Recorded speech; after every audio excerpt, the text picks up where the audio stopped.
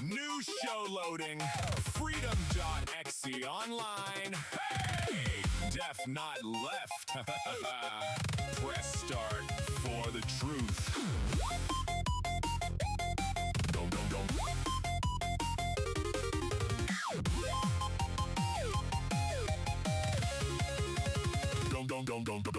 Welcome to the circus. Def not left at your service. Jeff with a mustache laughs so loud, cracks one open, chills the crowd. Silver Ken sweating on the desk right there, chords in his grip like he just don't care. Truth on tap in a goofy glass. Punchline hits, then he tap that ass. He's burning, takes like a Kubrick roast. Bookmark facts, then he dunk your post. Glitch in the screen, then he frees that frame. Fact check meme while he reads your name. Talk so fast you can't all tab out. Tab so stacked that they lag your house. Honest to a fault, and he flaunts that flaw. Hits the play, then he drops that law. They say don't joke, I say why not. You fear my thoughts, I fear your bots. You got think pieces, I got receipts. You got group chats, I got these beats. I'm that core sipping, mustache villain, spreadsheet samurai, parasite killing. You bring feelings to a stats collision, I bring footnotes to your fact fiction. They like tone it down, I like turn it up. They sip foam lattes, I crack one cup. You quote buzzwords, I quote the page. You quote hashtags, I say that's gay.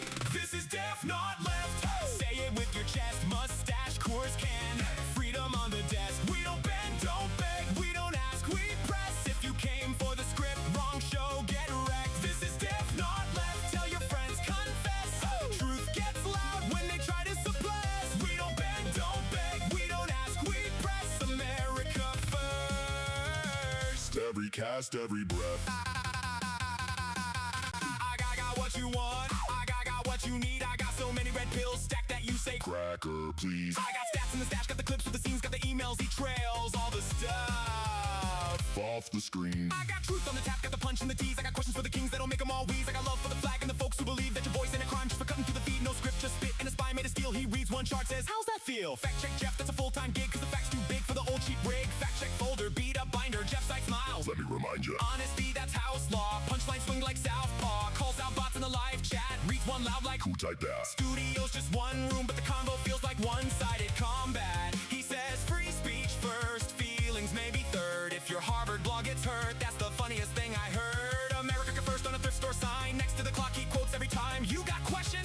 seat. Then he leans in close on the beat. I got what you want, I got what you need. I got so many red pills on deck that you say Cracker, please. I got what you want, only mute when I sneeze. Freedom so cold, make the fact checks freeze. Take a sip, take a seat, let the brain cells breathe. This is deaf, not left. Say it with your chest. Truth, honesty, freedom. Yeah, we stress that. Stressed up. America first. We ain't pressed by threats. If you're scared of some words, change the station, then nerve. This is deaf, not left. Wrong crowd, then exit. We don't beg for permission or soft filter the message. Deaf, not left. Put the spin to bed. If facts make you cry, That's a you thing, friend. yeah, I'm the mustache with a stash of receipts. Laugh track loaded on the threat when I speak. Fact check, snap back, crack jokes on elites. Nerd brain, wordplay, drop stats in the street. I got what you want, I got what you need. I got so many red pills stacked, you say cracker, please. I got links, I got stats, I got timestamps saved. I got clips, I got quips, I got memes for days. I got jokes so sharp that they'll make you bleed. I got laughs so loud with your NPCs. I got Wait, run that back. I got broke. That's facts. I got how we get canceled off basic math. I got let me show you how this fucking Fed slops whack. This is deaf, not left. Say it with your chest. Mustache, Coors can. Freedom on the desk. We don't bend, don't beg. We don't ask, we press. If you came for the script, wrong show, get wrecked. This is deaf, not left. Tell your friends, confess. Truth gets loud when they try to suppress. We don't bend, don't beg. We don't ask, we press. America first. Every cast, every breath. This is deaf, not left. Say it with your chest. Truth, honesty, freedom. Yeah, we stressed out, stressed out. America first. We ain't pressed by threats. If you're scared of some words, change the station, then nerd. This is deaf, not left. Wrong crowd, then exit. We don't beg for permission Or soft filter the message. Deaf, not left. Put the spin to bed. If facts make you cry, That's a you thing, friend. hit play, hit sub, hit send. Same time next week, my friend. Yeah, right. If the feed goes dark, don't fret. We'll be back. Deaf, not left. Deaf, not left. Once again, tonight's scheduled broadcast has been postponed due to yet another shocking, untimely, and immediately suspicious death of a good man. He dedicated his life to soaking up as much knowledge as possible about the God-given gifts of consciousness and creation itself. He dedicated his life to sharing that knowledge, on which he spent countless hours gathering and connecting to teach others in order to make positive change, both in the world at large and in individual lives like myself. He dedicated his life to praying for peace and encouraging thousands, if not millions, of others to join him in doing so, because he truly believed, with evidence, of course, that real change can be made through collective prayer. He was always kind, always respectful. He was always firm in his ideals, relentlessly positive, honest in his aim. These, among a list of admirable and honorable qualities in a man, too long to list here. And for this, he was loved by millions. I'm not talking about Charlie Kirk. I'm talking about a public figure who has had an enormous impact on my life, personally, specifically my worldviews about consciousness, the nature of the universe, the nature of reality, and by extension, God. I'm talking, of course, about the great David Wilcock. The time is now 10:57 p.m. Central Standard Time. It's April 22nd. It's Wednesday, my dudes. I am Jeff Not Left. Thank you for joining me on Deaf Not Left podcast. No worms today, folks. No worms in our butts episodes. We've had enough of that for a little bit. Today is an episode done out of necessity. I'm here. I have this. I 100% would not be here if I was not influenced by this man who is no longer with us. That's David Wilcock. That's what I'm talking about. If you don't know who David Wilcock is, I will introduce you. I will introduce you to David Wilcock. Here he is. Handsome fella. That's him a few years ago. He's 53 at the time of his death. If you are in the truth seeker community, you might know who this is. You might have seen him on Ancient Aliens. He's made some appearances. I'll let him introduce himself, I suppose. Let's do that. He did his last podcast like 2 days ago, or 2 days before he died, actually. I've been following this man since I was about 20. I'm 38 now. Almost 20 years. Most of his career, the vast majority of his career. Ever since his first video that got any kind of views, which was called 2012, or the 2012 Enigma, which was made in 2008. That's how long I've been following this man. This is his most recent podcast, which of course has a runtime of 3 hours and 33 minutes. I'll play the first minute or two and let you get acquainted with David Wilcock, and then I'll talk about his life, career. We're going to go over all kinds of stuff tonight. It's going to be a single subject episode. So I encourage you, if this is not something that sounds like it's something that you would do or something that you would watch or a guy that you would follow, I highly encourage you to power through that for like 20 minutes. Because I highly suspect that once you get actually acquainted with this man, and more importantly, his material, the material that he presented, the model of the world that he presented to anybody who would listen, it might change your life. It might at least enlighten your perspective as to where a lot of the things that people are talking about today comes from. I'm not kidding. You'll see. But let's let him introduce himself in his most recent podcast. All right, David, wait a minute. Just wait a frickin' minute. You mean to tell me that the flippin' president of the United States of America... Okay, he's been doing this, he's had this fake cigarette for at least 3 or 4 years, and this is like his go-to joke. I'm not claiming that this is a funny man, okay? I'm not disparaging David, of course, but just let it be known. We're not here for the comedy. We're here for, well, you'll see. He's gonna go out on camera, David, and he's gonna dress himself up as Jesus flippin' Christ in a red robe. But he's gonna say, well, I was a doctor. That had nothing to do with Jesus. Doesn't matter that there's a woman over there on the other side who's praying with her hands together. Oh, yeah, that's the Salvation Army, or that's the Red Cross. Oh, my God, son.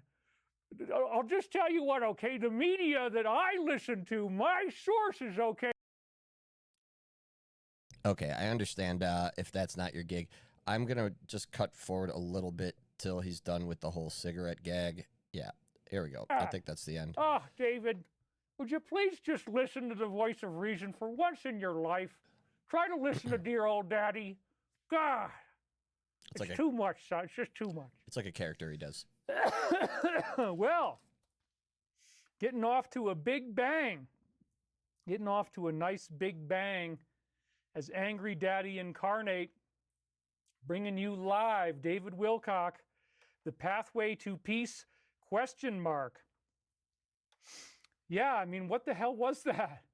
It's kind of a little bit weird, but you weren't going to show up tonight, but how come you're here? Well, I decided during the night that, well, actually what happened was, oh man, I missed the Angry Daddy routine on the backup switcher, but we got everything else. So now I'm recording, but I didn't record that first bit. That's okay. We could pull it off the YouTube thing. Anyway, wow, huh? What a day. What a time. Yeah, it's a very strange thing, man. Oh, Midnight Mark says, hey, brother, I'm going to miss the first half. He's going to plot a garden. Thank you very much, Midnight Mark. I'm glad you're here. It's one of our great moderators. See if I missed anybody else. 7 geometric thought forms. We have lots and lots of laughter icons while I was doing the Angry Daddy routine, as is always the case. We're already at 20. Now, he's a bit of a goober, admittedly, but he's a lovable goober. There's not an ounce of harm in this man. He's completely harmless, only wants to help, just incredibly intelligent. If, maybe not so funny, you can only be maxed out in so many stat bars. You're not going to have the hilarious stat bar if the brain stat bar and the spirituality stat bar are both maxed out. You just can't. It's like the fire triangle. You can't have 3 legs or more maxed out. It just doesn't work that way. I'm sorry. Good luck. 1,200 viewers. You guys showed up for me. Thank you very, very much for that. We got Solopoly donated as well. That was the first one. Thank you guys very, very much for the donations. I really appreciate you. And yes, so Angry Daddy is nothing bad. It's just my character. So if it shows up in the comments, it doesn't mean anybody's trying to say anything weird or sick or otherwise strange. It's just where we're at. How many people bet on the shirt? I thought I'd throw you guys for a loop and do something you're never supposed to do, which is to wear a pattern.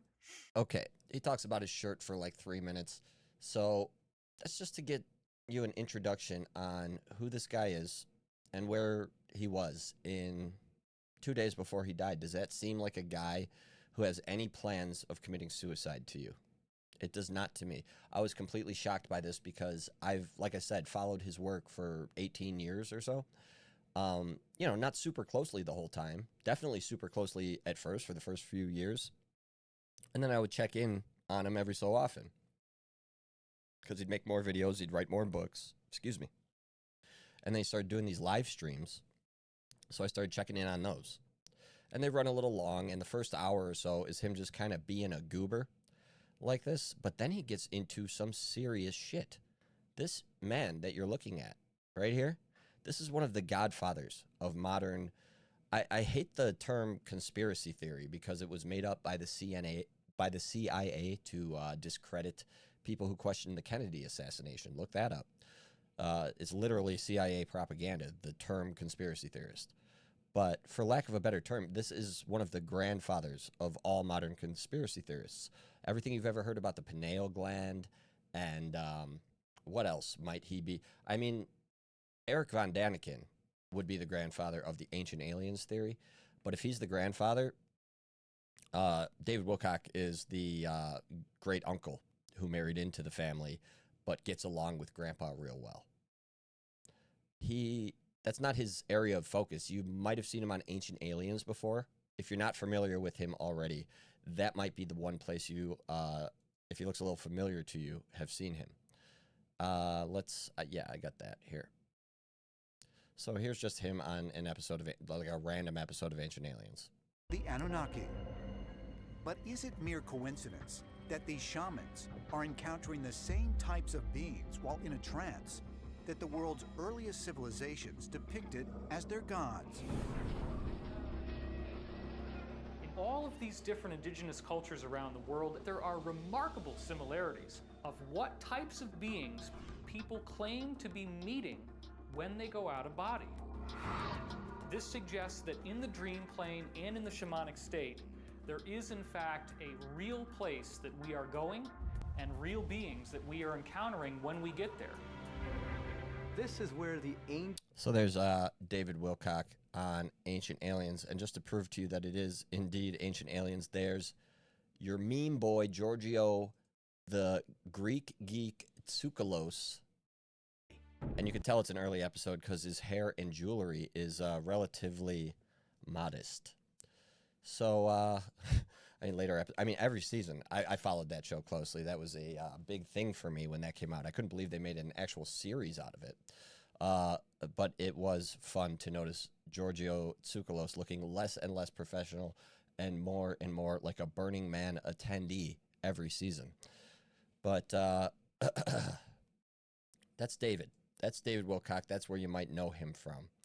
Who is he? And what is the story of what happened? Why are we mourning this fellow? He doesn't look, like I said, like he is anywhere near a path towards self-harm of any kind. So, David Wilcock, who is he? Well, he is a highly self-educated, super high IQ. You can just, if you have a high IQ, you can tell by watching him talk. Unbelievably well read and incredibly insightful in such that he is capable of taking complex information, tons of it, that he's gathered from all over the place, vet that information to find out if it's possible, probable, or fact, and then connect those dots to make further conclusions about life, the universe, and everything. That's a good way to put it. He's been around in a big way since at least 2008, where he dropped with the 2012 Enigma. That was the name of a talk that he gave at the Conscious Life Expo. He's had a long career since then. If you've ever got commercials on your YouTube or something else for a streaming service known as Gaia TV, that's him. He started that. Sorry if I hit the mic there. Him and a fellow named Corey Good started Gaia, and that has since spawned many, many, many series and is still active today, even though David was not involved at the time of his death. Him and Corey had some fallings out, as well as him and Gaia as a corporate entity, and much like James O'Keefe, he was removed from his own company. He, in the meantime, has continued doing his work, just as he always has. Apparently, he's suffered online harassment, cyberbullying, cyber stalking, so forth. I don't know why anybody or how anybody could ever really actually be mad at David Wilcock. Like, why are you so mad at that guy? I can't really fathom myself being actually angry at this guy, where I would put my own self at risk by sending him a death threat. But nonetheless, apparently that has been happening. And I saw it in the comments. It's in the comments of one of these videos here that I have up. But what happened to this fella? What happened to David Wilcock? Well, the reports officially that are going around that you're going to read in the news are that on April 20th, just 2 days ago, 4:20, police at, I think, around 11 a.m. responded to an unknown disturbance or an unknown problem at David's address. It was called in, and we're not sure if it was called in by him or someone else. It kind of seems like it was called in by him, the way it's worded. The dispatcher told the police that they thought it might have been a mental health patient. Police reportedly pulled up to David's house in, I forget, Nederland or something, Colorado, where they found David outside with a pistol, a firearm, where he proceeded to shoot himself and commit suicide. That's pretty much all we got so far. There's been no footage, nothing else really released about it. I woke up to that news this morning. It happened 2 days ago, and within the, I guess, alternative news, alternative science, conspiracy theory, if you must, community, David Wilcock was very much like Charlie Kirk. To the public at large, most people don't know who he is. Very rarely do I ask somebody, have you ever heard of David Wilcock? And they say yes. But within the, I'm just going to say conspiracy for brevity. Within the conspiracy community, he was as big of a titan as Charlie Kirk, and regarded very much like Charlie Kirk, wherein you heard me talking about him earlier. Relentlessly positive, always moving towards peace, always preaching as such. I've heard him say personally many, many times that, just in passing, because of whatever he was talking about, that he would never do that. He would never commit self-harm. He would never commit suicide. None of that shit. Which is one of the reasons I was so shocked to hear this news. And strangely enough, the way I heard it was, I wake up this morning, I check Twitter, and this guy, this fella, this ragtime Rev foundering, just seems to keep weaving his way, and by no action of his own, but he just seems to keep weaving his way in and out of this show. The Worms in Our Butt series is based off of his original song Parasite Pill, which is based off of a document by the same name. There's like 7 episodes of that already. I've used his music in the beginning countdown and the ending screen many times. He was the best algorithm pull I ever had on YouTube. It's a ragtime song from 1897. Don't worry, it's a cover called There's an N-Word in the Moon. And after exploring his page, I found all kinds of originals and covers that I enjoy very much. His Twitter is based as fuck, and we seem to agree on a lot of things about current events and philosophically in general. He's a cool guy. Foundering, shout out to you. I highly encourage all of you to go follow him because he's incredibly talented and entertaining. But that is also somehow, weirdly enough, how I received this news. I saw posts from him on Twitter this morning and was absolutely shocked, to say the least. I read all the details that I just told you guys about, and I said, "What? David Wilcock shot himself? What? Really?" And I Google it, and I'm looking, and there's when it's somebody like that, it's not going to be NBC, ABC, CBS, Yahoo News, fucking CNN.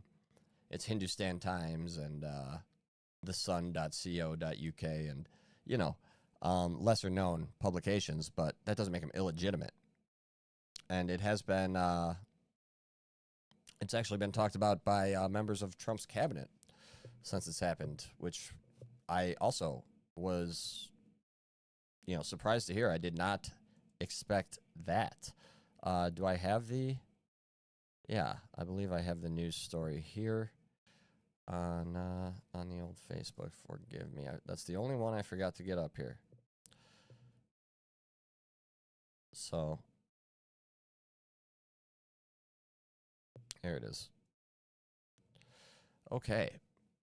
So, the UFO community and Ancient Aliens fans have recently discovered the truth behind the death of David Wilcock. This is from thenews.com/PK. Is that Pakistan? I don't know. Rumors regarding the alleged passing of the American author began to circulate after Boulder County Sheriff's Office responded to a call on Monday, April 20th, 2026. According to the issued notification, Boulder County Communications received a 911 call at approximately 10:44 a.m. on Monday regarding an unknown problem near the 1400 block of Ridge Road, blah, blah, blah, blah, blah, where Wilcock lived. The emergency communications specialist doubted that the caller was suffering. Doubted? Everything else I've read doesn't say the word doubted. It says they may have told police while they were en route that he was suffering from a mental health crisis. I'm not going to point this out as suspicious just yet. I'm going to take note of it and file it away. Shit like this happens all the time, but it's just opposite of what everybody else is reporting. But when officers reached the location, they encountered a male armed with a weapon outside the Wilcock place. Within minutes of deputies' arrival, in quotes, he used the weapon upon himself. He was pronounced deceased at the scene. The statement also read, since the unfortunate incident, it was unclear whether it was David Wilcock who was dead or someone else. He's dead, guys. Tragic news. David Wilcock, 53, prominent UFO researcher. And that's the connection a lot of people are making. I'm sure you've seen YouTube headline videos or headlines or whatever. I think the president's even talked about it now, about how all of these scientists surrounding the UFO field have either gone missing or ended up dead in the last few months, very recently. Way too many in such a short time period for it to be just a coincidence. And a lot of them are just missing. So they're lumping David in with that. He did talk about UFOs a lot. He talks about them a lot, but he's nowhere near. It's nowhere near the central focus of his studies, just like Ancient Aliens isn't the central focus of his studies. This man is a big picture kind of guy. He takes ufology and alternative history and current events and Eastern philosophy and spiritual fucking yoga, meditation, and Christianity, and draws all the lines between the dots to make a complete worldview. That's his goal. This is not a UFO researcher. I mean, he is, but he isn't. On Wednesday, the U.S. Representative Anna Paulina Luna took to X and confirmed the death of David Wilcock. She wrote, "We just learned of the tragic passing of David Wilcock. We are praying for his family and loved ones and the millions of lives he impacted. The announcement has sparked various conspiracy theories among netizens, whatever, making a connection between Wilcock death and several possible reasons. Some users wrote that some people who spoke the truth passed away at a time when the disclosure movement started gaining traction. Some netizens, again, what is this word? Exposed suspicion over the tragic death of the UFO expert. So, that's the story so far, at least officially. And it doesn't, this is not going to be like a big conspiracy episode. There may be episodes about this in the future, depending on what comes out. That's not what this episode is. This is to honor David Wilcock, but I would be remiss and I think intellectually dishonest if I were not to bring that up, especially given the nature of his work. The nature of his work was, much like Charlie Kirk, to ask questions. Definitely different questions and a different nature of question than Charlie Kirk. He wasn't going out and debating like anybody, really. But his questions were more about the narrative and about history and about the nature of it all, the nature of the universe, God, and consciousness itself. Very big questions this man was trying to answer, and he, I think, got pretty close at times. And we're going to cover that. You're going to hear that. You're going to hear him say some weird shit.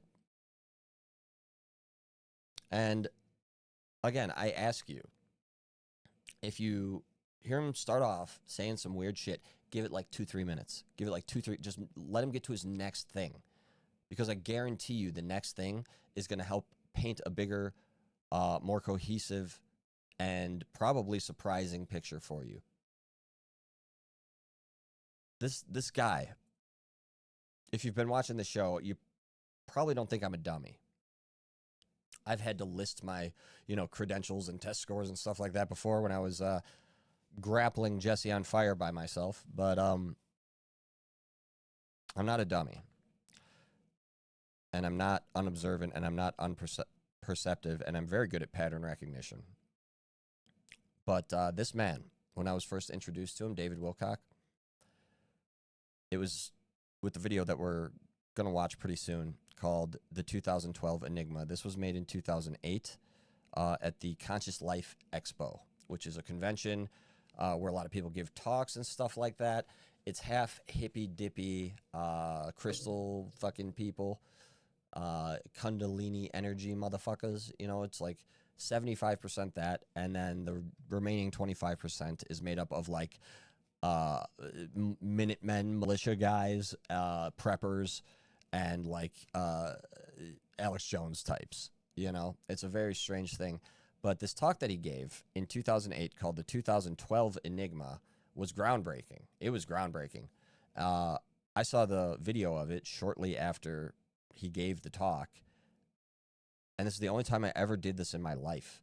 I remember there's actually 3 videos. It ends up being like between 4 and 6 hours. We're only going to do the first one today, but when I got to the end of it, I just remember sitting there, my 20-year-old self, just sitting there. I had been watching it on my $300 Toshiba laptop, and it was like 1 a.m. And when it ended, I was just like, I was shook as fuck, fam. Like, everything he had just showed me, with evidence, with proof, completely rocked my worldview.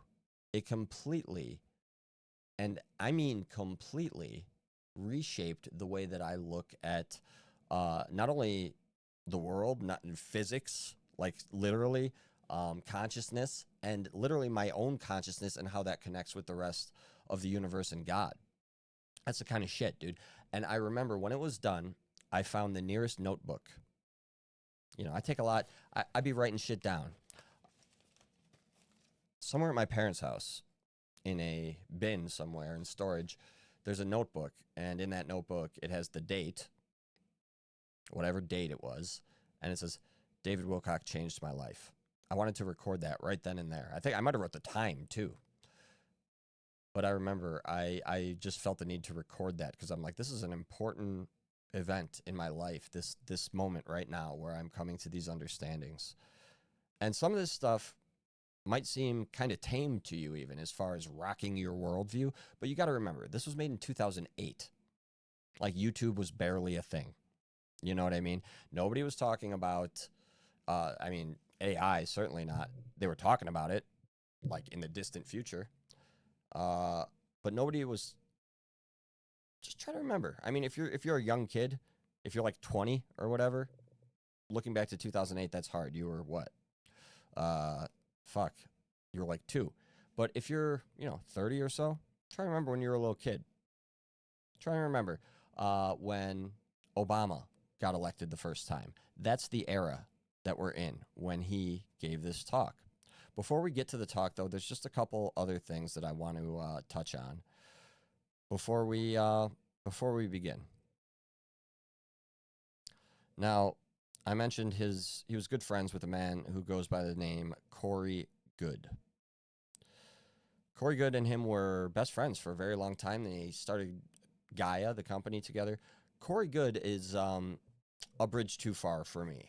I'm not going to lie.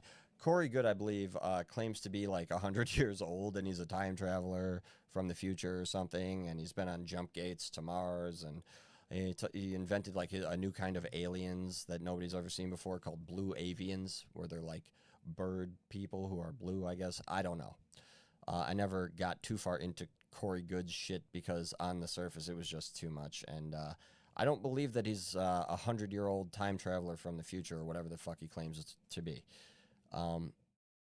But regardless of all that, I'm not here to disparage anybody, and he was one of David Wilcock's best friends, if not his best friend, and we'll just see what he says for a few minutes. I don't think I'm going to go through the whole thing, but it is worth looking at because it's his best friend.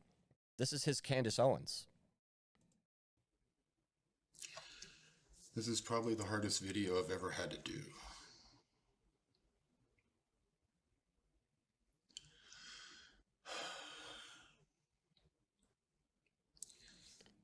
As many of you know, or have learned, yesterday on 4/20, David Wilcock took his own life.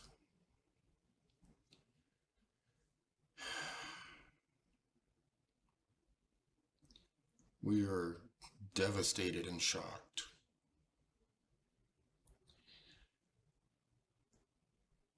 I really love David. He was a good friend. He was there with me through a lot of horrible things. We were there for each other. We were there with each other through a lot of awesome things. We had many, many laughs, many extremely deep conversations. And I'll always remember how kind he was.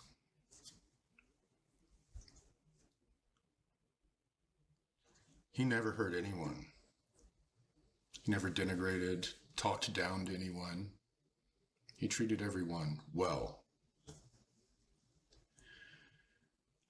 And he brought such a huge body of knowledge and information to this world. By the way, I wrote that intro to this before I watched this Corey Goode thing. I wrote it when I decided to do the episode. It was the first thing I did. I hope people remember him and respect him for that. Everyone knows the last, since 2018, things have just really been crazy for both David and I. We have gone through an incredible amount of legal issues and cyber stalking. We've received death threats, numerous death threats. Now, like I said, when I mentioned it earlier, you're thinking like, who the fuck cares about what this guy talks about enough to give him death threats? Look at this. Look at the first comment. This is pinned. Oh, he pinned it. Corey pinned it just to, I guess, demonstrate. But Loosh-Y2021 14 hours ago says, ha ha ha ha, crying laughing face. I imagine if I had to look in the mirror every morning with a flamboyant haircut and beaver face like David's, I'd be compelled to hard delete my game save too. You should follow in his footsteps, Corey. I imagine with your bankruptcy and fall from stardom, things are tough for a scammer like you. Legend has it, David has descended into the dark abyss of the lizard hole, and now, for all eternity, will be made to provide banana sandwiches at the pleasure of his reptilian overlords. That has 278 replies. Joined April 21st. Somebody, so that account just joined. Obviously, it's a burner account. Like, no shit. Obviously. Are you trying to say it was Corey? Who the fuck knows, dude? I don't think that he's that type of person. Anyway, here we go. Wow. You see this? This is the first I've heard this. David Wilcock is the reason I have peace in my life today. I read his book, The Synchronicity Key, while I was in jail in 2019, and it changed me forever. Today I'm a seeker. I'm one. I have purpose. I have peace inside my own skin because David took the time to tell his own story. I now tell mine to others to wake them up also. We know he is free and still with us. This was never his home, just as it isn't ours. I'll see him someday on that rainbow bridge. Namaste, David. Just to get the other side of the coin there. Just to see what people who liked him felt about him. Seems very similar. Like, obviously, I wasn't in jail when I came across David Wilcock, but it seems like he had a similar effect on many people. And by a similar effect, I mean flipping their entire worldview upside down for the better. Wow. Wow. What sad news. I discovered David Wilcock when I saw him interview Pete Peterson with Bill Ryan and Carrie Cassidy back in 2009. I found him to be an excellent researcher, interviewer, and communicator. A man of noble purpose, he showed me and conveyed that special brilliance possessed by those who seek the profound truth behind the apparent falseness of reality. A tireless worker dedicated to unveiling hidden truths to anyone willing to see and hear them. Every interview and every talk he gave was a true journey of discovery and personal growth. He was a unique individual. Surely he made some mistakes like everyone else in this life. Nobody's perfect. But he didn't deserve the relentless harassment he was subjected to and which people like Corey Good are still subjected to today. They have taken risks and spoken out to expose things that others haven't dared to. To me, they are courageous and deserve the utmost respect, even if you don't agree with the message they convey. Rest in peace, David. We will miss you dearly. And to you, Corey, I send a big hug and lots of strength to help you through this sad time. Stay strong. The fight for truth continues, and they will not silence us. In the end, the truth always prevails, and the light will shine in every dark and ignorant corner. Love and strength to all. So that's what I mean when I say that I would not be here doing this right here without David Wilcock. I might have a podcast. I might have some dumb comedy podcast or something, conspiracies maybe, politics maybe. But I certainly would not be sitting here doing the show the way I'm doing with the perspective and worldview that I have without David Wilcock, because, as I've said a lot of times already, he reshaped my entire shit. Like, the stuff I learned from David, I was an atheist. I was like a little fucking punk rock 20-year-old atheist hanging out with hippies and shit, doing drugs, when I came across David Wilcock. And the stuff that I learned from him eventually led to me believing in God again. For real. Some of the stuff that he says throughout this presentation, especially at the beginning, may make you question that. But again, that is why I ask you with David Wilcock, it's you gotta play the long game, because all of his ideas are complex and involve a lot of prerequisite information. So he starts rattling off all this wild shit, and you're like, what is this? And then he connects it all. And you go, oh my God. Oh my God. Oh my God. And then you just have realizations like that for the rest of your life, and life is never boring again. I don't understand how life could be boring after having your eyes opened the way David Wilcock has to me. So, is this the one? What happened to all my videos here? Here we go. Okay. So this is, oh fuck, it's gone. Hold on. Hold, please. Hold, please, because it's in my email for sure. I emailed it to myself. Here we go. Oh, that's not the one. Whatever. Doesn't really matter. It's an AI video that says one of his friends, one of his close friends who goes unnamed, it seems to be a female, questions his suicide. They're like, I want to see the police footage. I want to see something. I want to see a photo of the body.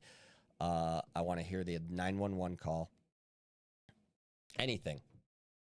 So we're barely 48 hours into this, and his close friends are already crying foul, already saying something's not right here.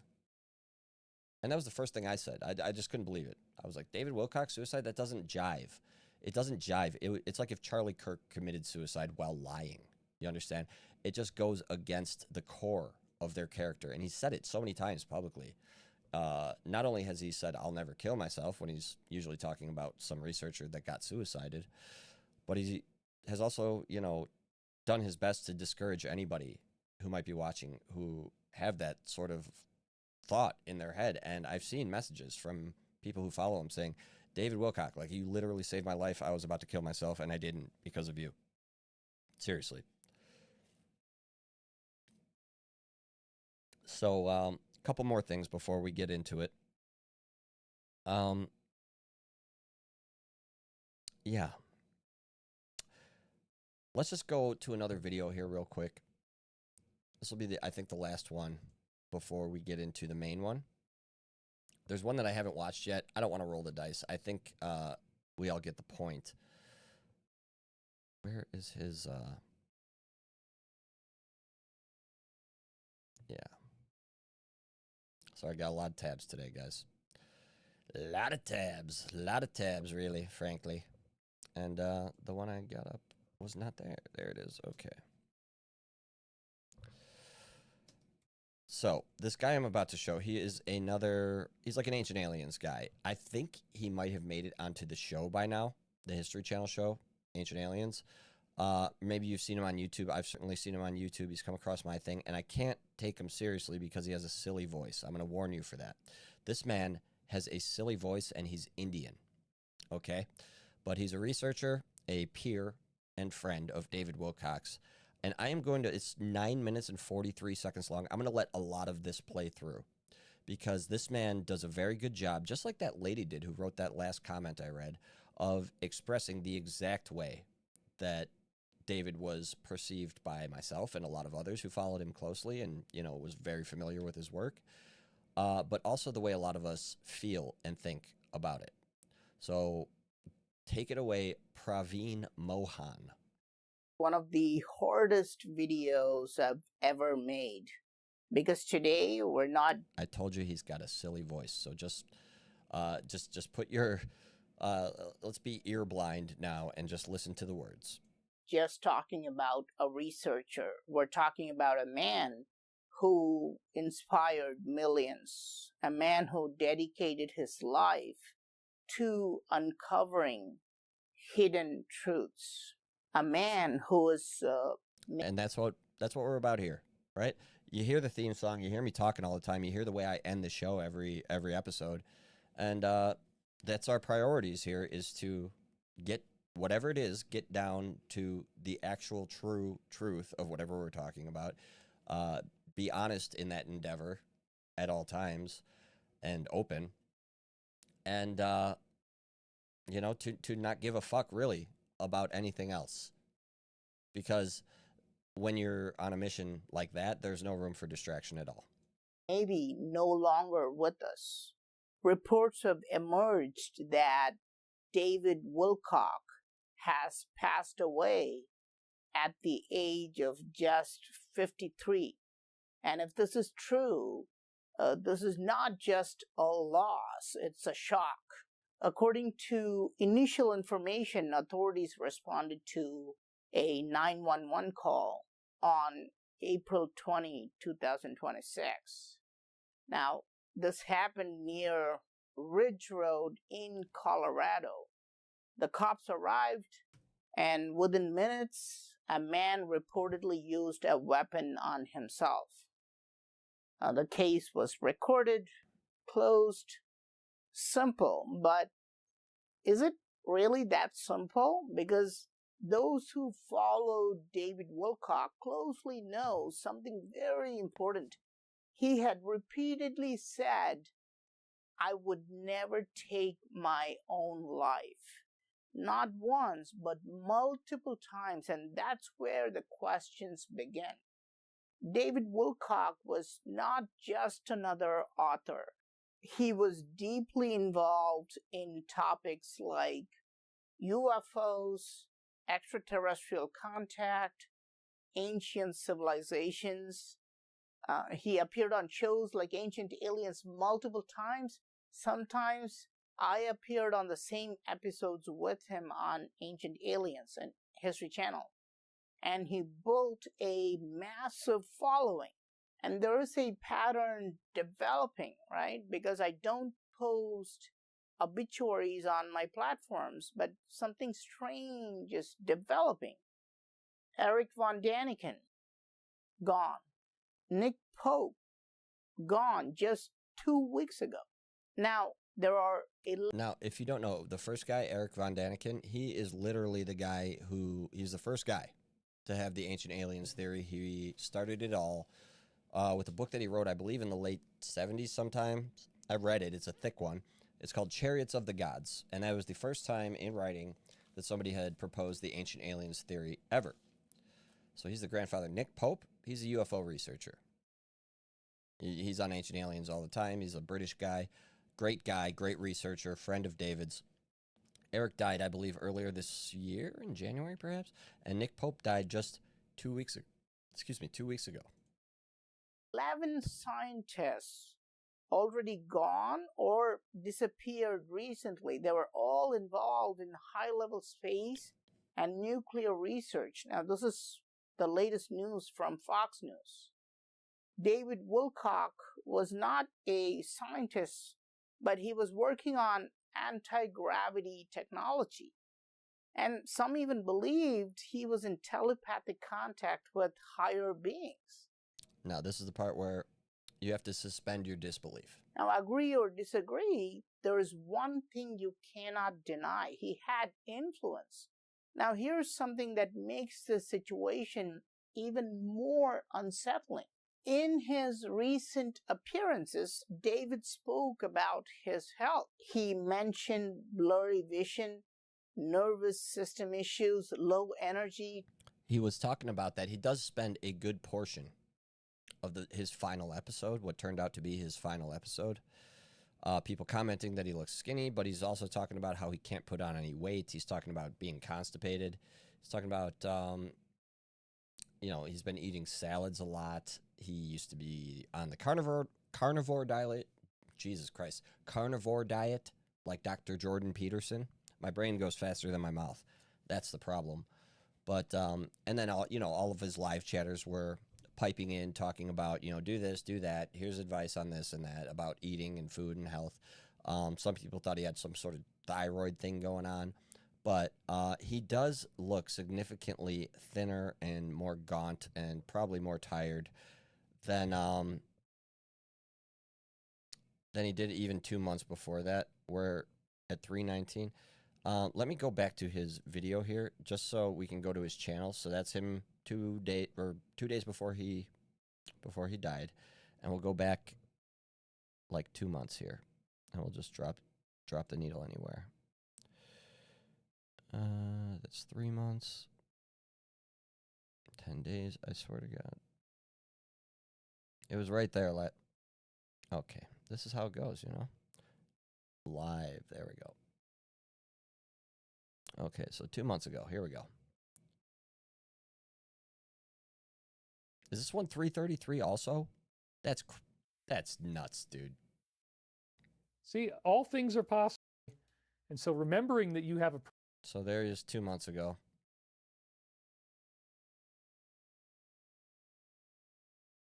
Leads to the idea that everything is rigged, leads to the idea... It looks like he lost like 30 pounds in 2 months. So his health definitely was... he spent a significant amount of time talking about it. So apparently it was at the time becoming an issue. I don't know if that was on the screen or not. I think it was. Whatever. There we go. Tingling sensations. He even said, this doesn't feel like aging. Something is different. And then this has happened.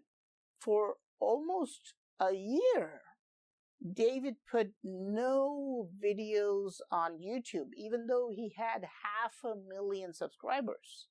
He only did live sessions. And just 2 days before this news, he went live again. And he did not show any signs of taking his own life. He was talking about politics. He was talking about Donald Trump. He was talking about UFO disclosure. And in the video before, he was talking about crop circles and global issues. Now, if you look at these videos, you cannot help but wonder, does that sound like someone preparing to end their life? Or someone still engaged, still fighting, still speaking? Now, here's where things become even more complicated. People close to him have spoken about cyberbullying, harassment, legal pressure. That was Corey Good, the last guy that we spoke with, the guy who was his best friend. He has another video, like his video that we were just watching, that's like 9 or 10 minutes long. And that's basically his conclusion, is that David was driven to this by cyberbullying, which seems like... cyberbullying, I mean, obviously he's, probably a bit of a sensitive guy. I don't know how he dealt with that sort of shit. Most people who do this sort of shit deal with that sort of thing off camera and never talk about it. So I don't know how he privately dealt with that, if it affected him at all. But Corey Good, his good friend, arguably his best friend, seems to think that that is what did it. It finally drove him over the edge. He went in 2 days from the happy, jovial, praying for peace, plans for the future guy that we see 2 days before he died to ending it all because of cyberbullying. It just doesn't sound right to me. Sure, constant attacks. There are even claims that authorities were contacted multiple times, but no strong action was taken. And then I would really like to know, if that's true, who contacted them and why. I'm going to look for that. I'm going to write that down while he's talking. there are other claims that may or may not be true. Claims of being targeted, being silenced, even slow poisoning. Now, these are serious claims, and right now, they remain unverified. But when you combine everything together, a pattern begins to form. A man researching controversial topics, a man claiming access to hidden knowledge, a man under pressure, a man with declining health, and suddenly he's gone. Now, even more strange, there's very little mainstream media coverage. I mean, kind of. Most people, like I said, most people I talk to have no idea who David Wilcock is. I don't expect you to, which is why I had such a lengthy and thorough explanation of who he is to introduce you to him. But, I mean, we do have Anna Paulina Luna on the case talking directly to the president about it. So that's something. It is. Almost nothing. A person who appeared on global shows, wrote books, produced documentaries, and yet silence. I just saw one statement from X, from Representative Anna Paulina Luna. She expressed condolences, praying for his family and acknowledging the millions he impacted. But still, no deep investigation coverage, no major headlines, no detailed breakdown of... Now, that is true. I mean, we're not hearing a lot about it. It's kind of been, if you saw it at all, it seems like any news coverage of it has passed at this point. They're not covering it too much anymore. There don't seem to be any new facts coming out. It's not like when Charlie Kirk died, like where within hours we had seen it from 6 different angles. We knew what caliber of the bullet it was, how far away the shot was taken from, you know, that they already got the wrong guy twice, you know. It's not like that. There's very little information coming out about it. What really happened? Why? Let's be clear, you know, this video is not making conclusions, and this video is not about spreading misinformation, but this is about asking questions. Because does this sound familiar to you? There were 2 very different men, very different. I don't even know if they would get along, but there's a lot of things that echo here, a lot of things that rhyme. when something doesn't feel right, you don't ignore it. You observe, you question, you seek truth. And right now, there are too many unanswered questions. And that's why we've always been here. We started right after Charlie, and that's always been the mission, you know, and this may end up becoming like a series. This may end up becoming an investigation. I don't know. I hope not. But I hope everything is kosher, for lack of a better word. Excuse my French, but we'll see, I guess. Where is the recording of the full 911 call? Where is the dash cam or body cam footage? Why is there no visual confirmation? We don't... Right? How quickly did we see the George Floyd body cam footage? Who was George Floyd before he died? Literally nobody. Less than nobody. He was a career criminal drug addict. David Wilcock has positively changed the lives of millions. We haven't seen a frame of it. You can show us a frame. You can show us him outside looking crazy with a gun. You don't have to show anything graphic. You can show us something. don't see one picture or video about David Wilcock's passing. We don't see anything at all. And perhaps the biggest question of all, why did a man who said he would never take his own life end up being reported that way? Was it exactly what it seems? Or is there more beneath the surface? And again, I have to say, I've been familiar and followed this guy's work for about 18 years or so, and it's incredibly hard to believe that that's what happened. History has shown us that researchers exploring controversial ideas often face intense resistance, sometimes ridicule, sometimes pressure, and sometimes something worse. Again, we're not concluding anything, but we're not blindly accepting everything either, because truth requires courage. Today, we remember David Wilcock, not just as a researcher, but as a human being, a man who believed humanity could evolve, a man...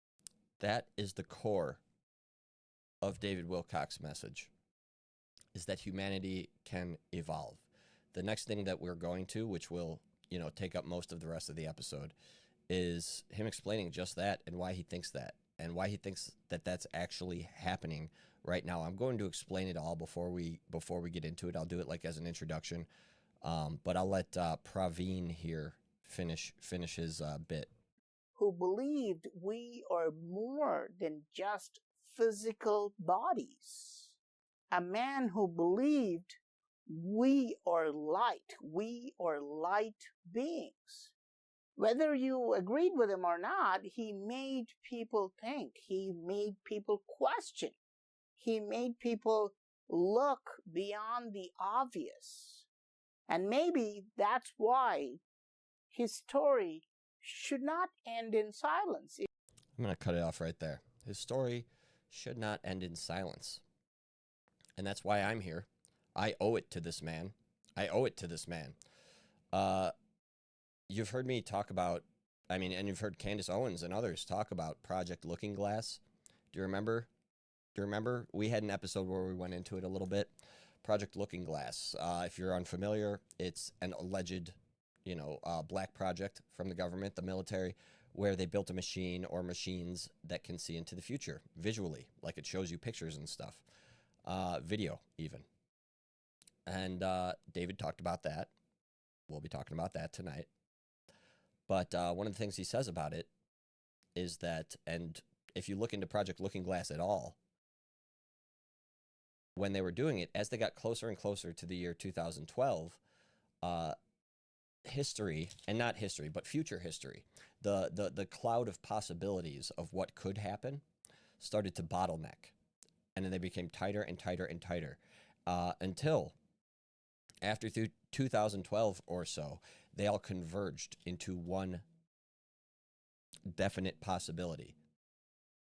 Or in some stories, the way it's been told is that they see these visions, they see these possible outcomes based on decisions that they input into the machine. And after 2012, they see nothing. And that has been corroborated by other government projects, such as remote viewers. Remote viewers can look into different places, but they can also look into different times. So obviously the government is going to want them to look into the future when they're doing this research, which I believe they are still doing, actually. But what these people reported is when they were looking into the future, and this is, long ago, but when they were looking into the future and they tried to see past the year 2012, all they saw was white. And that's been interpreted a number of ways. What I believe and what I think David Wilcock believed, and you got to remember, this video is from 2008, so it's in the context of that. But I think what he believed, and he gives proof as to why he believes that, is that we are currently in an era of humanity where there is rapid evolution, where humanity is forced into a new way of existing, a new form of consciousness. Art Bell called it the quickening. I've referred to it such as that. I've speculated on this show that it does seem like things happen faster and faster and faster and on a grander and grander scale as they get faster. Is this the quickening? Are we moving towards a singularity of such? Are we evolving? And why? Why now? And why is all this happening because of it? That's the sort of question that David Wilcock aims to answer. And his speculations and the information that he has uncovered during his research into this is exactly what changed my life, my worldview, my perspective, and eventually led to me believing in God again. I was raised Catholic, and after many years being gone from the church, I returned to it, and I was set on that path with information given to me by David Wilcock. So without further to-do, we're not going to watch, I don't know if we're going to get through all of it, but I intend to eventually, whether it takes 1 or 2 episodes or whatever. We're going to watch the first. I'm going to introduce you to David Wilcock the way I was introduced. Now, put yourself in this mind frame, if you're old enough, I guess. It's 2008, maybe 2009. You're 20 years old.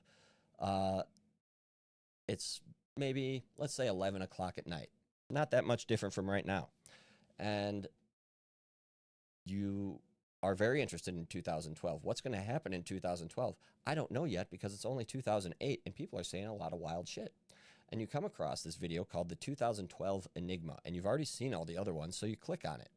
And instead of a documentary, a well-produced documentary, it's a video of a man giving a PowerPoint conference at some sort of assembly. And you go, okay. But within a few minutes, you're fucking hooked. And by the time you get to the end of the video, your worldview has been so changed that for the only time in your life, you feel the need to record the event. So that's what I did. I grabbed the nearest notebook to me. I wrote down whatever the date was. David Wilcock changed my life. And that notebook is still somewhere in a bin at my parents' house. But that's the only time I've ever done that, because in the time it took for me to watch that and understand it, which was, it's not hard to understand, he described a worldview so different from my own, but that made so much more sense. And he provided, at worst, evidence, at best, proof that he's at least close. So, I don't want to hype it up too much, but without further to do, and I got to warn you guys too, this video is in like 240p, That's the best they could do in 2008. I don't think you could even upload in like 540p in 2008 on YouTube. This is not the original upload. That's long gone. But somebody re-uploaded it, and I'll show you guys what I saw that changed my life many years ago. And you got to realize, if some of this sounds familiar, he was the first one to talk about it, ever. He was the first one. Let's go. I don't know why it's doing that.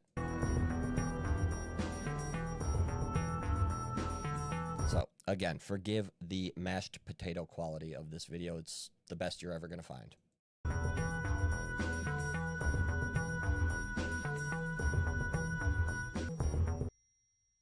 Well, good afternoon, everyone. I want to love, and it is I. Thank you. Appreciate that. So there's a young David, almost 20 years ago. You know, 2012 is about a new birth, and now that I have my own umbilical cord, we have a great symbolic reference for that. So this is going to be a bridge where we're going to start with the 2012 Enigma material that I didn't get to finish yesterday because literally we had the line for that room wrapped around 2 halls in this hotel. It was enormous. This is the very beginning of his career. As soon as he came out with this talk, it made a gigantic wave in the alternative health, alternative spirituality, and, for lack of a better term, conspiracy communities. Like, it blew shit up. You heard him. Line around the door. This is a conference. This is called the Conscious Life Expo.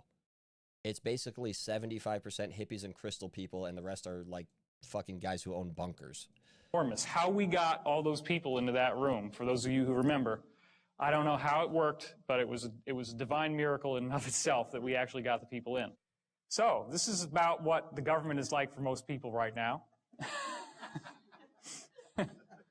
We have gotten into this illusion that the government is our benevolent father figure and protector, and more recently now it's feeling as if what's the surprise is not what we're expecting.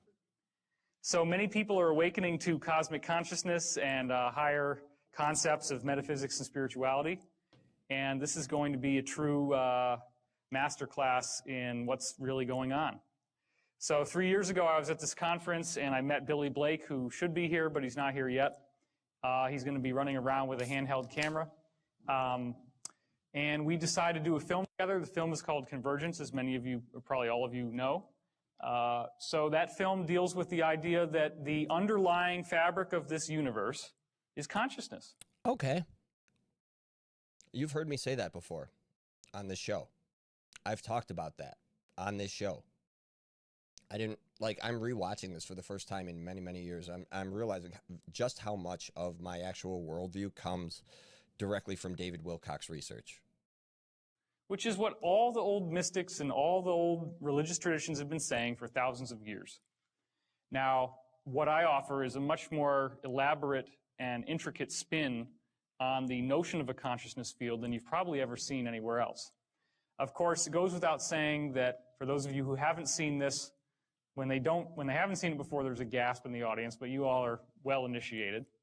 Edgar Casey and myself, there's obviously a facial similarity there. This is my brother and Casey's first guy. Okay, who's Edgar Casey? I know you're asking yourself that. I have that prepared. Or do I? Yeah, here we go. So, Edgar Casey, and this is just to give you a brief idea.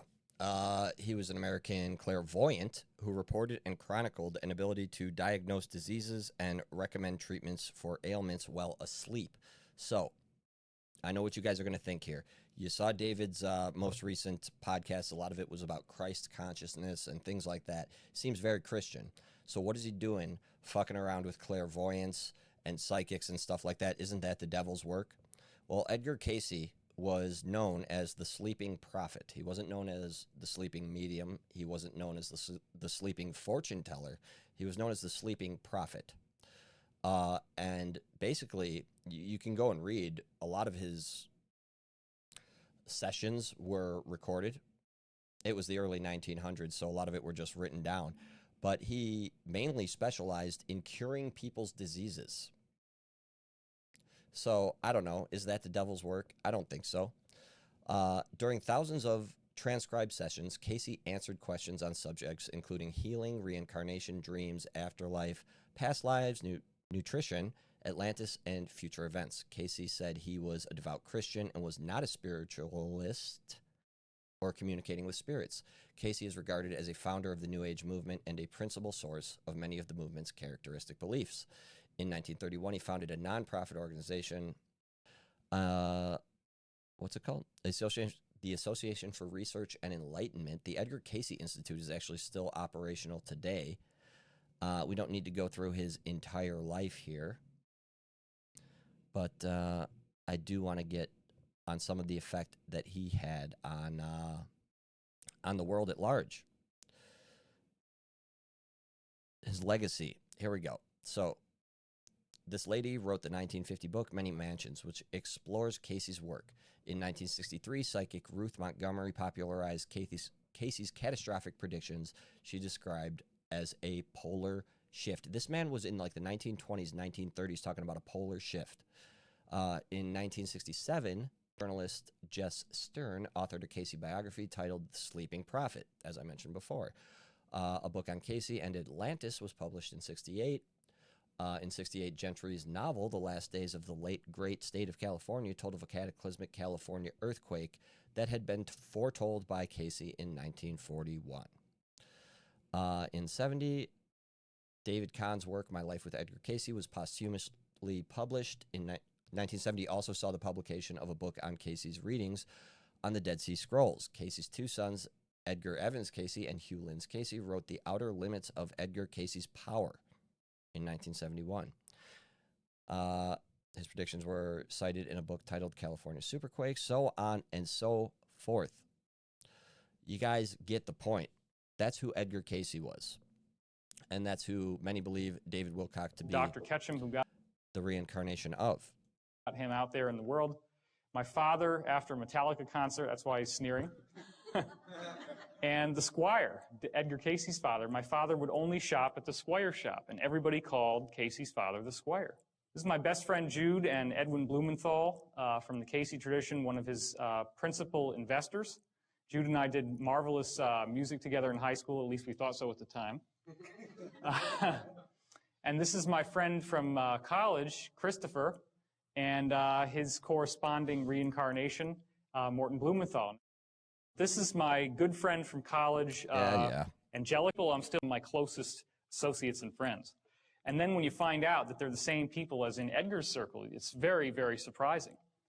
Okay, so as we went through yesterday, are there great secrets being held? This was something a lot of people didn't catch on the way they did the reflection on the poster for the Da Vinci Code.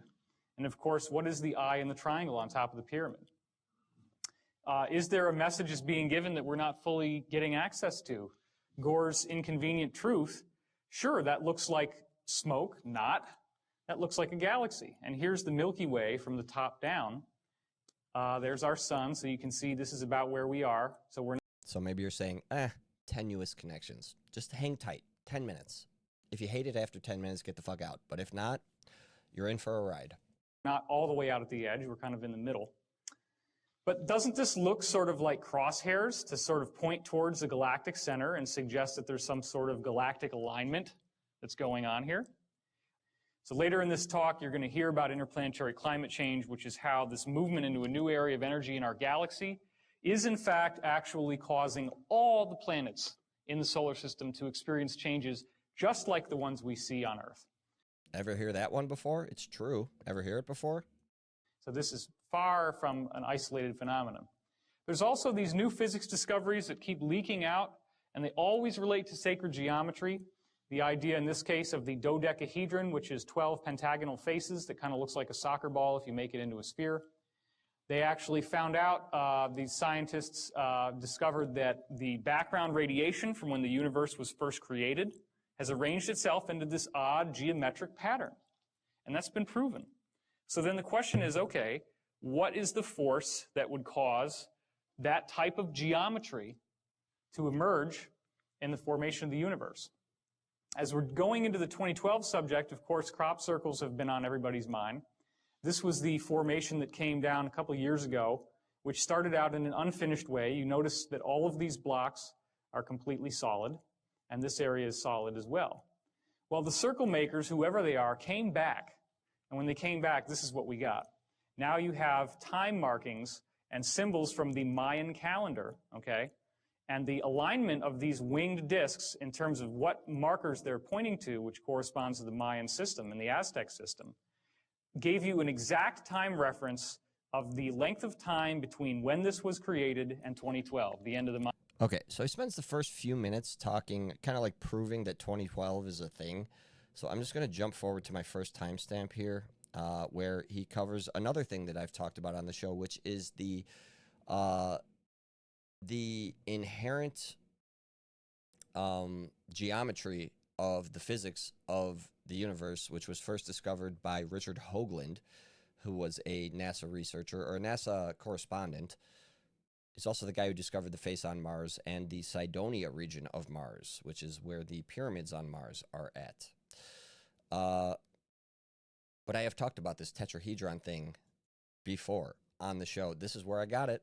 Thing goes nuts, and then all of a sudden, boom, there it is. So this is showing you the geometry of the tetrahedron, which here's a drawing of it. This is the frozen vibration that is one of the principal energy fields that moves through planets. Can you see why I was talking about it? What we were talking about was Jewish mysticism and Baal worship and Kabbalah and all that fun stuff. What that image is right here, a tetrahedron and an upside down tetrahedron intersecting, that's called a Merkabah. That is one of the main symbols of Kabbalah. And as you can see, it looks very much like a three-dimensional Star of David, or more accurately, Star of Remphan. As you can see in this diagram, it shows up at 19.5, which is Richard Hoagland's thing. He's speaking tonight at 7. So here's your animation of the actual Great Red Spot, which is at the limb of the tetrahedron down here, and Jupiter. And this also extends through the Great Dark Spot on Neptune. This extends through a shield, and this also extends through the Great Dark Spot on Neptune. So this guy who uploaded this had to cut it together from like a bunch of 10-minute long videos, so there is a little overlap sometimes. This extends through a shield volcano on Mars called Olympus Mons, all throughout the solar system. So here's the secret.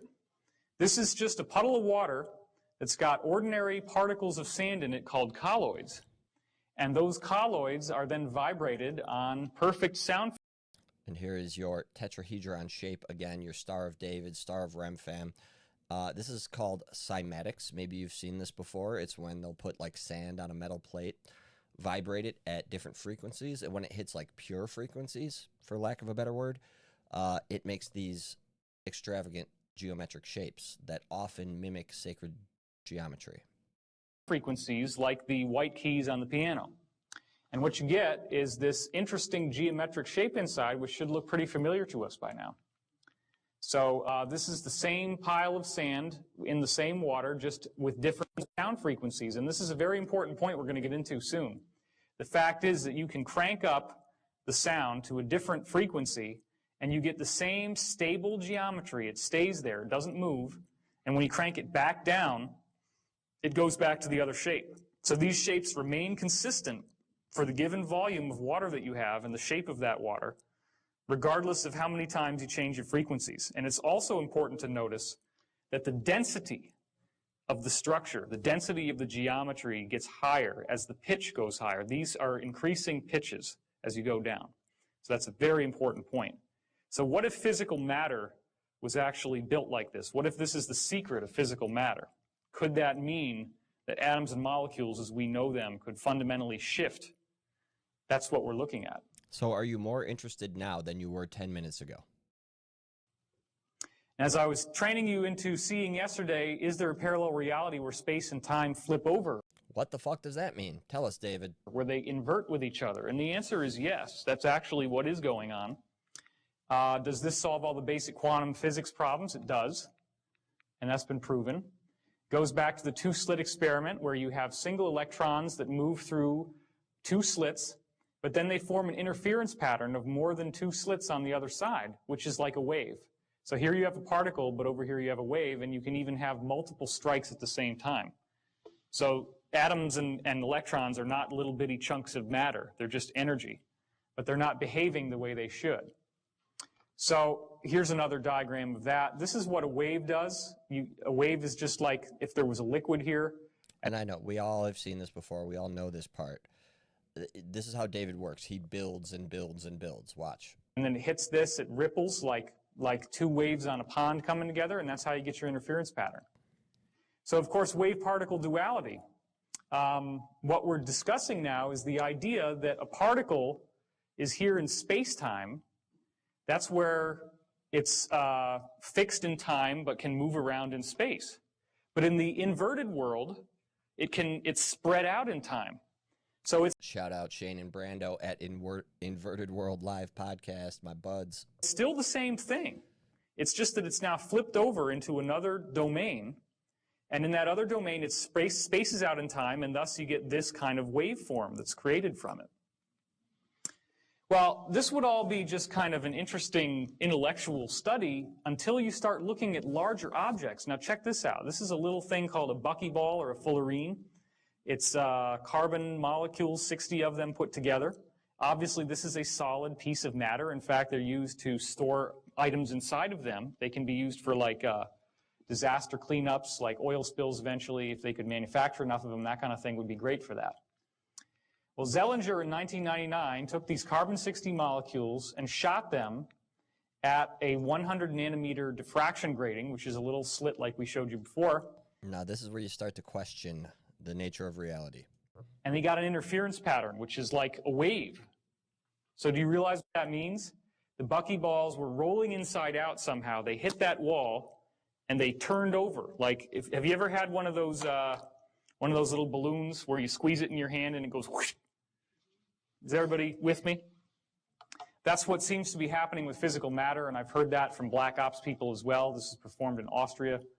So this little guy popped into all these waves when he hit the wall because he flipped inside out.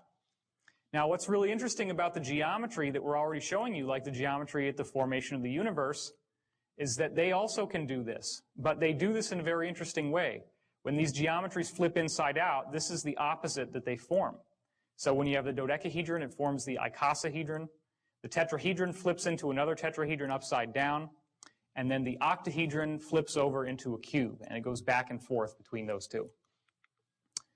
Now, here's what's another very fascinating point. We've just get the fuck ready for this. So, if you didn't catch all that, basically, he proved how light, which, you know, is generally accepted by all of science to not have any matter in it. It's the smallest that anything can be is like a light is a photon, right? They call them photons for when it acts like a particle, but basically the first part of that was him showing that light acts like a particle in a wave. But, you know, light's crazy. We don't even know what it's made of. He followed up that by showing a molecule that is 60 carbon atoms big. It's a large molecule exhibiting the exact same behavior. So we weren't that, like scientists weren't that floored when light did it because they're not even sure how to like isolate a single unit of light, right? But when a 60 atom molecule, a huge molecule, starts acting like a wave, then that has all sorts of implications. That's where we're at. That's what he just told you. seen how the fullerene can burst into a wave. Well, guess what? DNA is almost the same width. Now, just chew on that for a second if you haven't already seen this talk. I mean, DNA is supposed to be a molecule. In fact, the amount of DNA in one cell of your body, if you spaced it out, is 5 feet long. It's 5 feet tall. So there's a lot of DNA in there. But if DNA can turn into a wave, then that opens the door to all these quantum non-locality principles. All of a sudden, that stuff becomes real. It becomes true. Well, we already have plenty of experimental evidence, and I'm just going to show you one of them right for now. This is Kuznetsov, a Russian scientist who passed. And I got to say that the reason that he's talking about all this is to bolster his theory about what, at the time, he thought would happen in 2012 in a very fast way. it's been amended at this point, but we do seem to be in that time now. We do seem to be in a sort of quickening, moving towards a sort of singularity of consciousness, which results in mass evolution, whether it's spiritual, physical, mental, or otherwise, has yet to be seen. But there does seem to be a lot happening. People are opening their eyes everywhere. That's all I hear people talk about. People are waking up, man. People are waking up. I think we're in that right now. Passed a diseased cell culture through a shield here, which when it was glass, there was no effect. Of course, the other culture was just healthy tissue. But then when he passed through quartz, the quartz allowed the disease to be transmitted to the healthy cells here. So you have disease to healthy. Well, a virus, again, is a little tiny thing. Most viruses are shaped like geometry. I don't know if you remember that. A virus can turn into a wave, okay? Shout out parasite pill.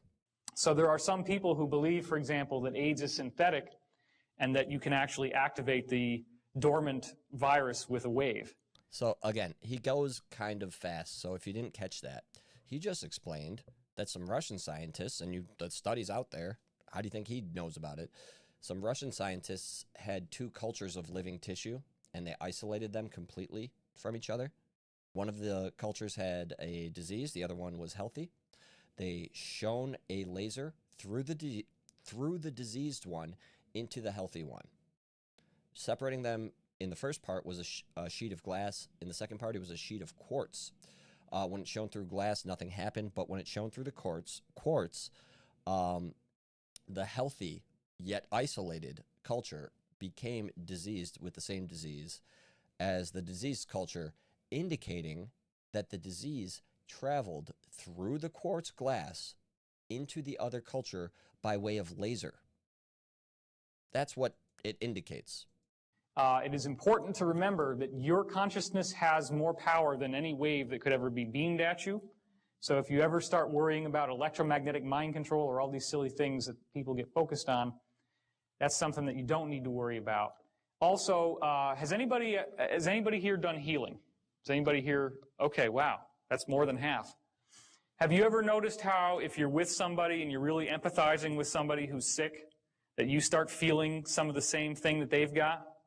There was a case where I had a woman, they were doing a Reiki session on her, and I was in the room, and I started to have this outrageous pain in my big toe.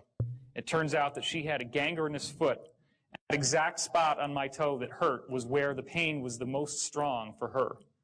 So this is real stuff. But the thing is, when you get these energetic beamings, unlike this helpless little cell culture, your consciousness has a huge effect on what's going to happen to you.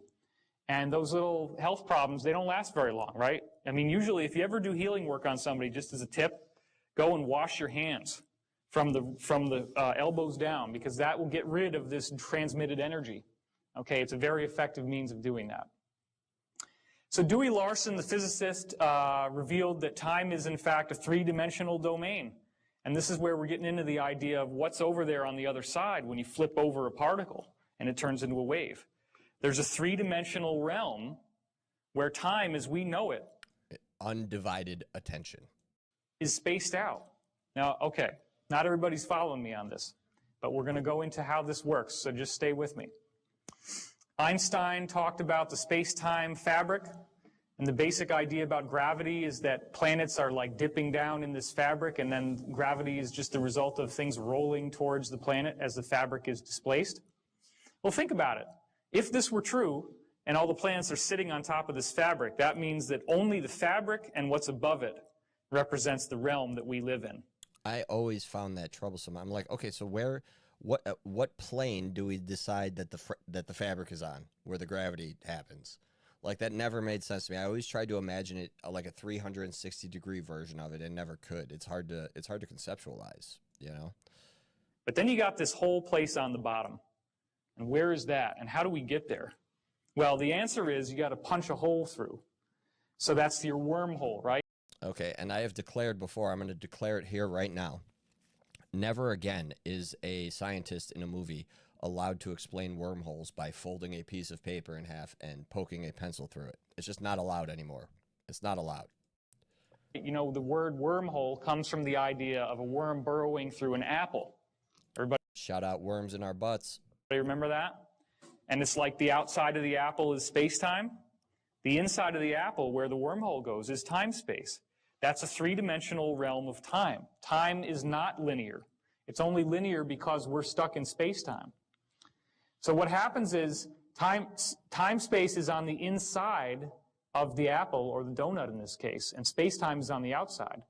But this whole system can invert so that space-time is now on the inside and time-space is on the outside. I understand how hard that is to understand, but just, again, I'll keep saying it. You just got to stick with him, dude, because don't worry. David's going to take care of you. He's going to make you understand. So here's the basics of it again. 3 dimensions of space and 1 dimension of time. You can move around in space, but you're fixed in time. It's moving forward like a river. When you go into time-space, what we would think of as time is now 3-dimensional, and what we would think of as space is now 1-dimensional. You actually move around in 3 dimensions of time. This is where we're having dreams. This is where we're having astral experiences. That's why a psychic in a particular place can actually look forward and backward in time in that location, because they're viewing through time-space. That's what your psychic function is. And then what do we see in every like cinematic version of that? Whether it's like Inception or Stranger Things or anything else, where somebody telepathically or mentally goes to this other realm, the upside down or the dream space in Inception. What do we see? We see time dilation. We see inversions of time. We see time acting in funny ways while they are in that other space. That's a universal thing with that. Distance you travel in time-space is actually time travel over here. Now that sounds really far out, but the bottom line is all the things that I'm telling you have been verified by multiple black ops witnesses. They've been verified by experimental, secret projects, and a lot of actual evidence that's in the public domain that we just don't normally understand what it is or why it's there. The entry and exit points are very important. If you look up in these medieval texts about fairy circles and fairy rings, these are the little circles you go into where you find the fairies or the gnomes or the dwarves or the elves or whatever. Well, you don't just find them anywhere. You have to go into these circles, and you can only enter them at certain times because it has to do with a planetary alignment. You see, the Earth has naturally occurring natural stargates on them. And I know that some of you might not believe that. And this is where we start to connect it to things that Candace Owens has talked about, things that we've talked about in previous episodes. But I'll let him finish his idea here. Yes, but there is so much evidence, and we're going to go through some of that. There are natural stargates, and you actually can time travel. So there's a very important reason why the ancients were building things like Stonehenge and the pyramids. This is not just to entertain themselves and to build a tomb for the dead pharaoh. Okay, it's much more than that. So I read this book when I was 7 years old. 7. That's a little bit more than a chapter book, huh? When you're you know what I was reading when I was 7? I was reading like novelizations of Sonic the Hedgehog and Ace Ventura that I got from the Scholastic Book Fair. And in the book we have descriptions of experiments in ESP between Harold Sherman, the author, and Sir Hubert Watkins, who was an Antarctic explorer. They documented some fantastic telepathy experiments. In one case, Sherman is sitting there in his room in L.A., and he's tuning into Watkins, and he gets this pain in his head, and it hurts a lot. And so he writes down, okay, pain in the head. When we correspond that to what Watkins' journal said at the same time, all the people in his Antarctic expedition team were bumping into this stovepipe that had fallen down with a sharp edge, and they were actually lacerating their head, the skull. Bleeding from that, and he was feeling the pain. Just like I said, there's an energetic transmission of the pain. Well, after Watkins died, the telepathy continued because they were so much in affinity with each other that he could recognize Watkins when he spoke. So Watkins is describing in some of these readings, I guess you could call them, what it took for him. So he's talking about, because he has so much in his head that he kind of glazes over, like you might already understand it. What he's talking about is this guy Watson. He was an explorer, scientist, so forth, was besties with his homie Sherman. Sherman dies, and they had this like telepathic E.T. and Elliot bond. He was talking about how Watkins was experiencing pain in his head at the exact same time that Sherman was somewhere else receiving an injury on his head. And he's talking about how after Sherman died, they maintained a psychic connection, and he is now communicating with Sherman after his death. To get into Sherman's mind, and he said there was a nested set of spheres that he had to go through. And he had to find a channel to the center to get to the message to Sherman, which was not easy. That's why they call it channeling. Because, and I didn't go into this last time, but what really appears to be happening here is everybody knows about the system of chakras, the esoteric system of chakras. The chakras are actually different levels of your soul and different levels of where your thought processes and consciousness processes are happening. So as you go through these Kundalini meditations, the idea is that you're supposed to raise the Kundalini serpent. I was shown in multiple readings that the actual process of raising that Kundalini is collapsing the chakras together into this set of nested spheres. Because when you do that, you focus everything into the one spot in your brain that we're going to go to here. And what does that look like? That looks like a magnetic field, right? So this is bringing all your chakras together and then finding that channel so that the entity that's trying to reach you or your higher self can get to the center, because the center is where all the action happens. Why is that? Look at a diagram of the Earth's magnetic field. It looks just like that. The point that I'm making is patterns like this are repeated over and over again in nature. It's observable. So why would your inner consciousness not follow that same pattern, right? The center of your brain has a small gland in it called the pineal gland, which, as you can see here, it was called pineal because it's shaped like a pine cone. And I want to be clear here. I know that everybody talks about that now. You see that if you're like into anything out of the ordinary at all, you're going to see something on your YouTube or whatever, Twitter, whatever, about the pineal gland. You're going to see a reel or a TikTok or whatever about the pineal gland and how to decalcify it. And you got to decalcify it because the fluoride in the water and all this shit. He's the guy. Nobody knew about this until 2008 when David Wilcock talked about it. Fucking nobody was talking about this until David Wilcock talked about it. This is the guy. This is the exact geometric center of your brain. It's right here. And this, as we're going to see, is very important in ancient cultures. The Sumerians gave it a description, which you can see here, the little acorns on the top of the staff that he had.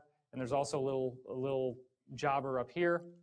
And what we found out from Dan Burish is that these can be reversed. The cylinder seals can be flipped over. And when you start doing that, you see some very interesting things, like the eye in the triangle and another eye in the triangle right here. So the Sumerians were hiding information. They were encrypting information in these seals. So this is the one we were just looking at. Here's your little pineal gland and the other one up there. Well, look at this.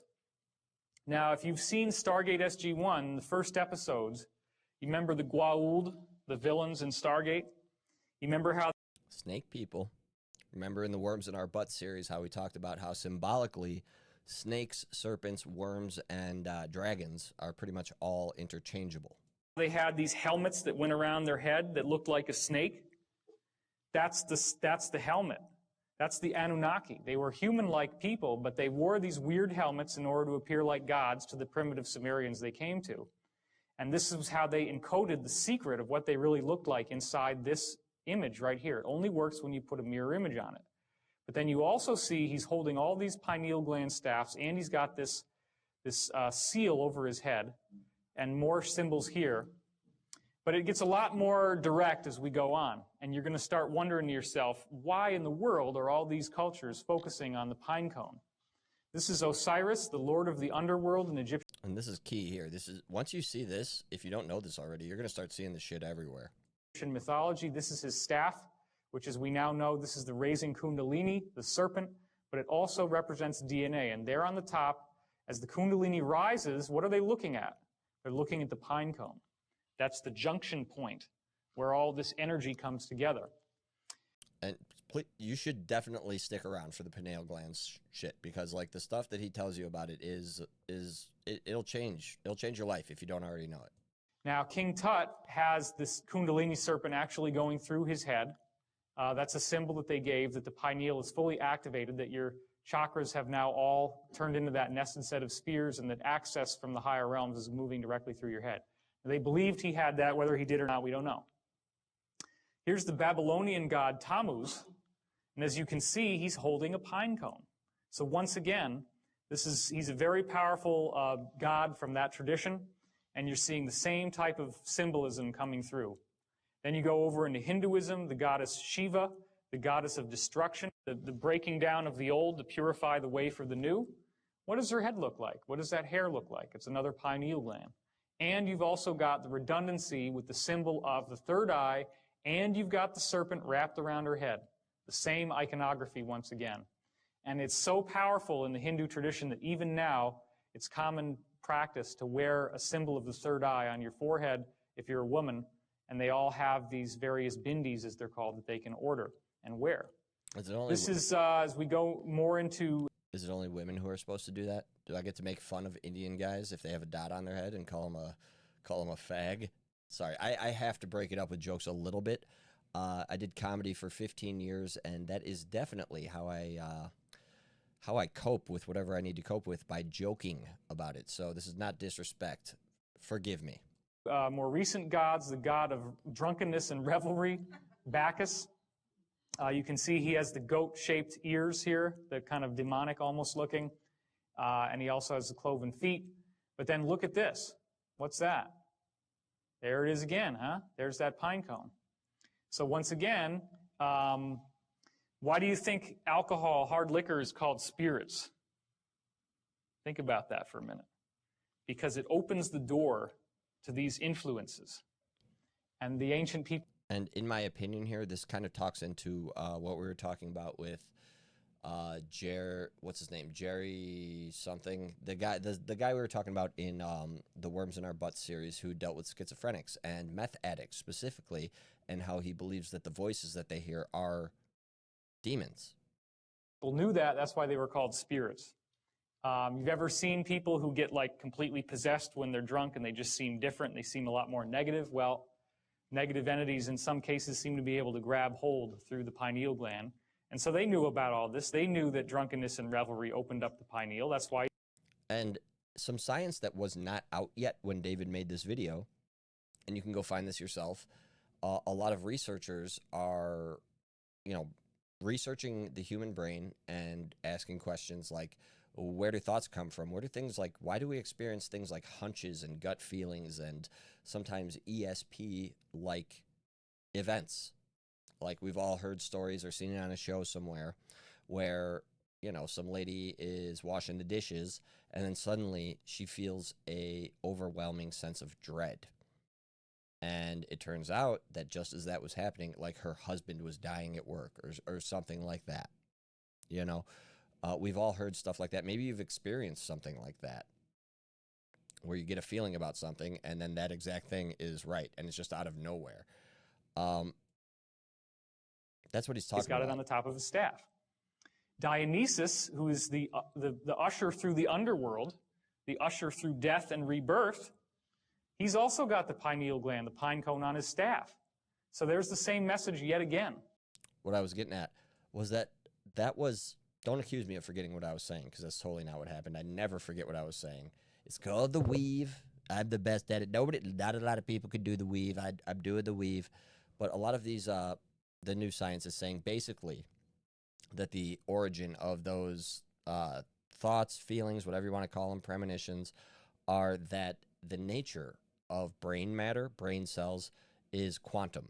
Like, your brain cells are connecting with and exchanging energy and information with matter in a different universe or a different dimension or a different plane or vibration or frequency or whatever you want to call it. But that modern science that wasn't even out yet when David made this is jiving with exactly what he's saying about the pineal gland right now. And here's another image of Dionysus with a bigger pine cone. Well, let's not leave out Buddhism. Check that out, right? Same exact thing once again, the hair. That's another symbol of the pineal gland. And even the fact that it looks like a pine cone with the way that they braided their hair. I mean, all this was done deliberately to honor the pine cone. So then there's a quote from the Bible The light of the body is the eye. If therefore your eye be single, your whole body shall be full of light. That's Matthew. Remember that. If therefore your eye be single, your whole body shall be full of light. Remember that. 6:22. Well, that's pretty weird, huh? Guess how the mainstream Bible scholars interpret this passage I told you yesterday for those who were here. They say, well, you just have to be single-mindedly focused on God the Father as your salvation. That's why it's one eye. You just want to kind of look at him. This is a single eye, and it makes your whole body full of light. Well, the Bible says God is light, so this is what's going on. It's your hyperdimensional gateway. The third eye, yeah. But surely we say, even though maybe a Bible passage could be interpreted a certain way, it might not mean anything, probably doesn't mean anything. Surely the Vatican wouldn't follow something like this. That'd be silly. There's never any public acknowledgement of it, or do they? Well, check this out. This is the Vatican Square, and this is... Well, that's just a big statue of a pine cone for some reason.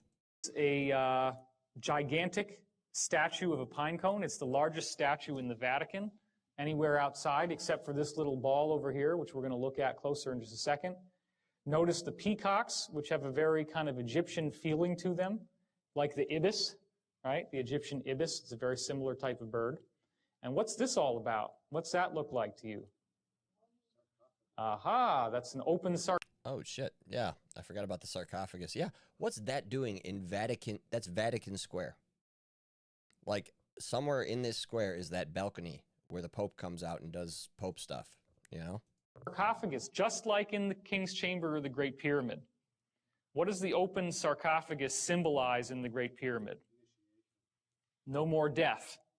The transition into spiritual life, okay? So, this all has to do with, I'm going to start walking a little bit. This all has to do with the knowledge of the higher forces, sacred geometry. All this stuff focuses on the pineal gland, the pine cone. Now, what do they call this actual part of the Vatican? They call it the court of the pine cone, okay? How weird is that? But I want to take a look at that little ball, so let's go in closer on it. There it is. Now, I'm realizing right now, that it is local time 12:40 a.m., and I got to get up in about 5 hours, so I did mention that we were going to get to the Project Looking Glass part. That's going to have to be the next episode. I'll try to do it tomorrow. It might end up being Friday, but we're going to have to cut it off right before that, but I'll go right up until that because I want to finish the pineal gland stuff, and basically that brings us right up. He talks about the pineal gland a lot, and that brings us right up to the Project Looking Glass part, which I suppose we'll have to open with the follow-up episode to this one. That's huge. That's huge. And what's all this? Now, I'm from Chicago, and we've got ourselves a bean. I don't know. This thing looks way creepier than the bean. It looks, okay, so there's like schisms in it. So it could be like a planet with schisms or canyons or what have you. This is like Greek columns, and then you get your saints on the top of the columns here. And here you have, I guess that's called the basilica over there. But you've got this gigantic ball, much bigger than anything else, and it's mirror polished. Well, that again is a symbol of divinity and the creator. Okay? Well, there's the pine cone, and here's a guy. Look at that. I mean, a man is not even tall enough to reach the bottom of the pedestal of this pine cone. What the heck is the point? If everything that I'm telling you is bullshit and you go home and are like, oh my God, this guy has been smoking some really weird stuff. Okay, fine. If you want to believe that, that's fine, but answer me this. What the hell is that? And why is it there? And why do they care? Why is, I would love to hear an official explanation on to why they have a fucking 20-foot pine cone in the middle of the Vatican. And why is it in next to a sarcophagus? Every single ancient culture in the world says the same exact thing, and it looks just like a gland. Any of them could have chopped open a head and found this gland in your brain, and they did. Well, this is what's at the bottom of that statue, okay? Oh yeah, that's normal shit for the hub of all Catholicism. That's the kind of shit that you see in a church. That's Egyptian cuneiform down there. And the lion, like the Sphinx. This is the Vatican. Is anybody getting a does not compute on this? You got the ibises around the top of the thing, okay? You got this weird mirror ball on the outside of the courtyard. You got this open sarcophagus, like in the Great Pyramid. Do you think maybe that they have a little bit more of an affinity with Egypt than we've been giving them credit for? Do you think that maybe the ancient Templars who designed the cathedrals used the same sacred geometry in the Great Pyramid in order to make those cathedrals so that they would function as consciousness resonators and amplifiers? Well, that's an idea. Using the domed ceiling, using the stained glass windows that have sacred geometry mandalas in them. Now, remember back to, not that long ago when he was talking about cymatics and how you can generate sacred geometry by vibrating sand on a plate. It naturally forms sacred geometry through vibrations. Got it? Let's continue. Using the Gregorian chant, which has the tones of sacred music that then activate your consciousness. This is what's going on. That's the other side. You can see once again the same thing. You have this this lion who's there. Well, okay, I guess if we put a cross on the top, it doesn't really count as an obelisk anymore. We can kind of glide on that. By the way, I don't know if he goes over it in this presentation, but that obelisk right there is one of a set of 3 obelisks, big ones, that were taken out of Egypt and transported to other prominent places. So you have this one in the Vatican, which, okay, why? Do you know what an obelisk symbolizes, by the way? That's Osiris's dick. I'm not kidding. But the Egyptian god, Osiris, that's his dick. So you have one in the Vatican. You have another in Washington, D.C.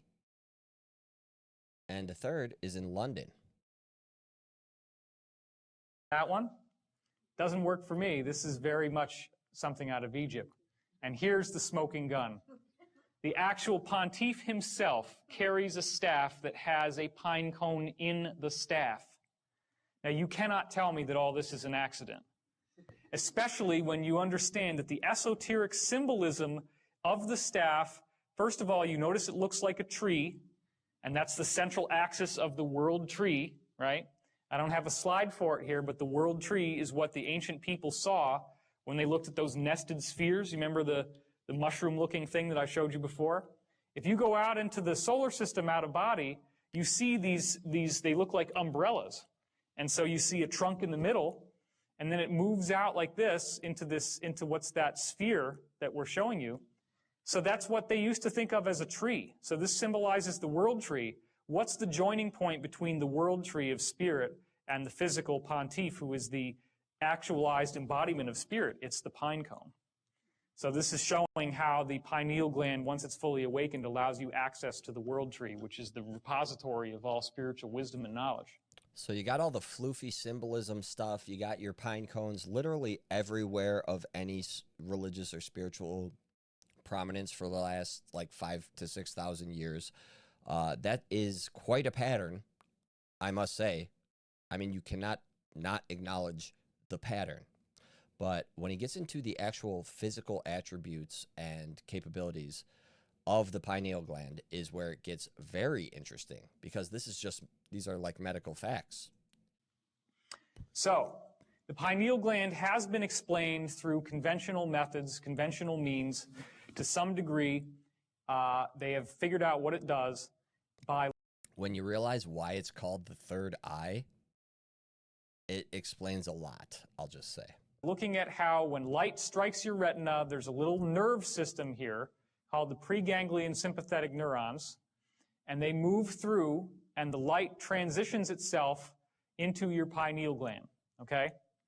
When the light goes off, it signals electromagnetically to the pineal gland that it's time to go to sleep, which then secretes melatonin into your cerebrospinal fluid, which activates the whole brain's sleep mechanism, the whole nervous system, okay?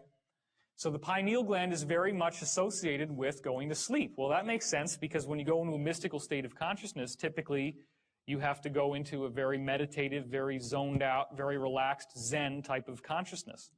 That's not an accident. So again, if therefore your eye be single, your whole body shall be full of light. So when you cut off the light on the outside, the light opens up on the inside. That's the melatonin mechanism. Well, the pineal gland is activated when light goes out. Jesus also said the people who sat in darkness saw a great light. Matthew 4:16. Again, it's hard to keep it inside. It's hard to keep it inside. But did you know, I'm just going to say it, did you know that this pineal gland, otherwise known as the third eye, inside of your brain, inside of your skull, at the exact geometric center of your skull, literally, has rods and cones on the inside of it? Rods and cones like an eyeball on the inside of it. Literally, it's in a place that's as dark as it could possibly be. It's inside of your skull, in the middle, surrounded by brain. And it has rods and cones and water on the inside of it. So if it has rods and cones, those are for receiving light. Those are your body's receptors for light. One of them perceives, dark to light, and the other one perceives color. So if those are inside of a gland on the inside of your brain, that means that light must occur there. Otherwise, there would be no evolutionary purpose for such a thing. And the idea that it's only when the light goes out and you can activate your pineal gland that you have the full access to this knowledge. So the pineal gland also secretes another chemical. This is more recent research called dimethyltryptamine, or shout out Joe Rogan. DMT. It's becoming increasingly popular in the New Age circuit now that people are taking these South American potions like yopo and ayahuasca, which is the one you're probably more familiar with. The actual dictionary definition of what DMT does is that it includes profound time dilation, time travel. This is when you're accessing the time field, right? Time is three-dimensional. It's no longer linear. You can shift time. Journeys to paranormal realms. That's like those fairy circles, the gnome circles, right? And encounters with spiritual beings or other mystical transdimensional modalities. All right, so there's the shape of it once again. Now, what's the big secret? The interior is filled with water. How does that seem like a big secret? Who cares? Why would it matter that there's water inside the pineal gland? Well, Hey, who cares? You got some gland in your brain and you got what in it? Water? What are you telling me this for? Who cares? Those of you who were here yesterday know the answer. The interior of the pineal gland, the water flips in and out through time-space. We'll get to that in a second. The problem that most people are having is that the water calcifies as you age. In fact, that's how they're able to figure out if your brain has a tumor when you're getting an MRI. Most people have this chunk of calcium in the center of their brain, which looks white on the MRI or on a... Now, if you look this up about calcifying the pineal gland, what you will find is that, yeah, it kind of happens. There's not a whole lot of medical research into it, and there's no need to decalcify it. It's just a natural process of aging. But those who have allegedly decalcified their pineal gland have reported profound results. An X-ray. And if that little guy is off to one side, why is that? Think about it. Because what? Tumor is pushing on the brain, and it knocks it off of alignment.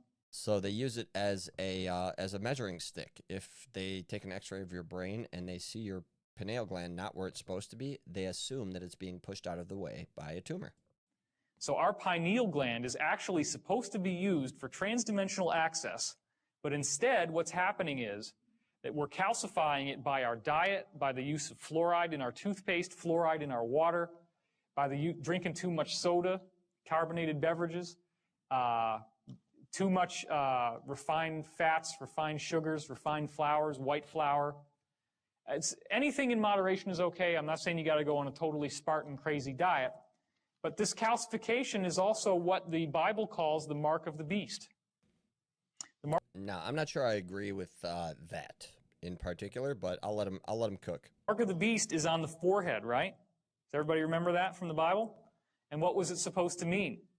It's supposed to mean that you're captured in the grip of materialism. Well, that means that you don't have your spiritual access open. That's the symbolism. The symbolism is when you look at the chakras, you actually see a dark spot up here. So that's where that comes from. Now this is where it starts getting very, very strange, okay? If you haven't already been blown away, this is where it should start to change your consciousness. The interior of the pineal gland, all along the inside, has rods and cones just like the retina on your eye. That's exactly what I was talking about. That particular piece of information, that might have been like the first giant explosion inside of my skull when I saw this for the first time. Do you think that maybe when they called it a third eye, that they knew what they were talking about?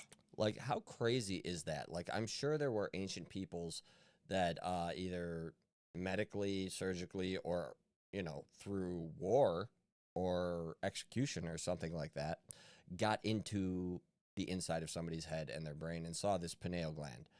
But for it to be universally regarded, especially in the East, as a third eye, as an access point to the spiritual, and as like your inner eye, have you ever thought about that?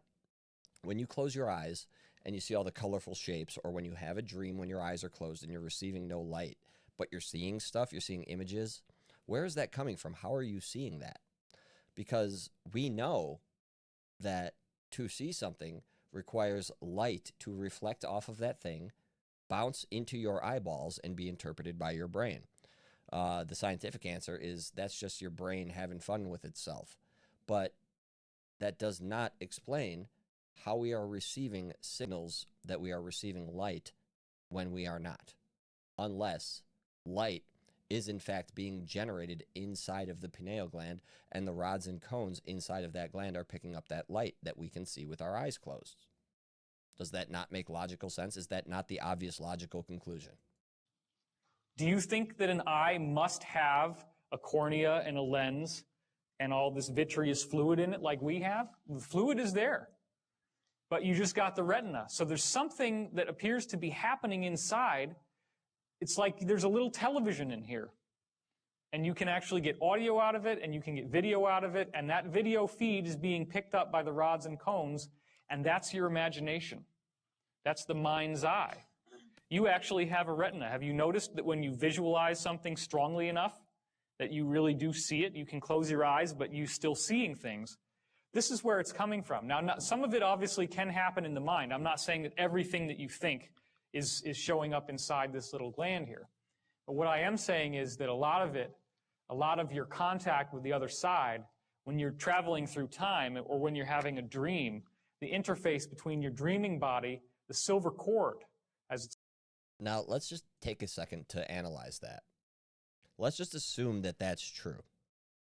It is true, in fact, that your pineal gland has rods and cones on the inside of it and that there's water in there. That's a fact. Nobody's disputing that.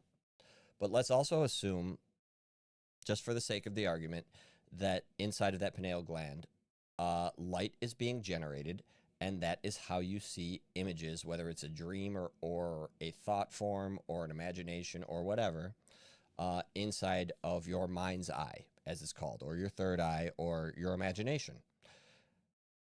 So we're assuming all that to be true, that light is generated inside of there, and that's how we get the images to our brain when we're receiving no light.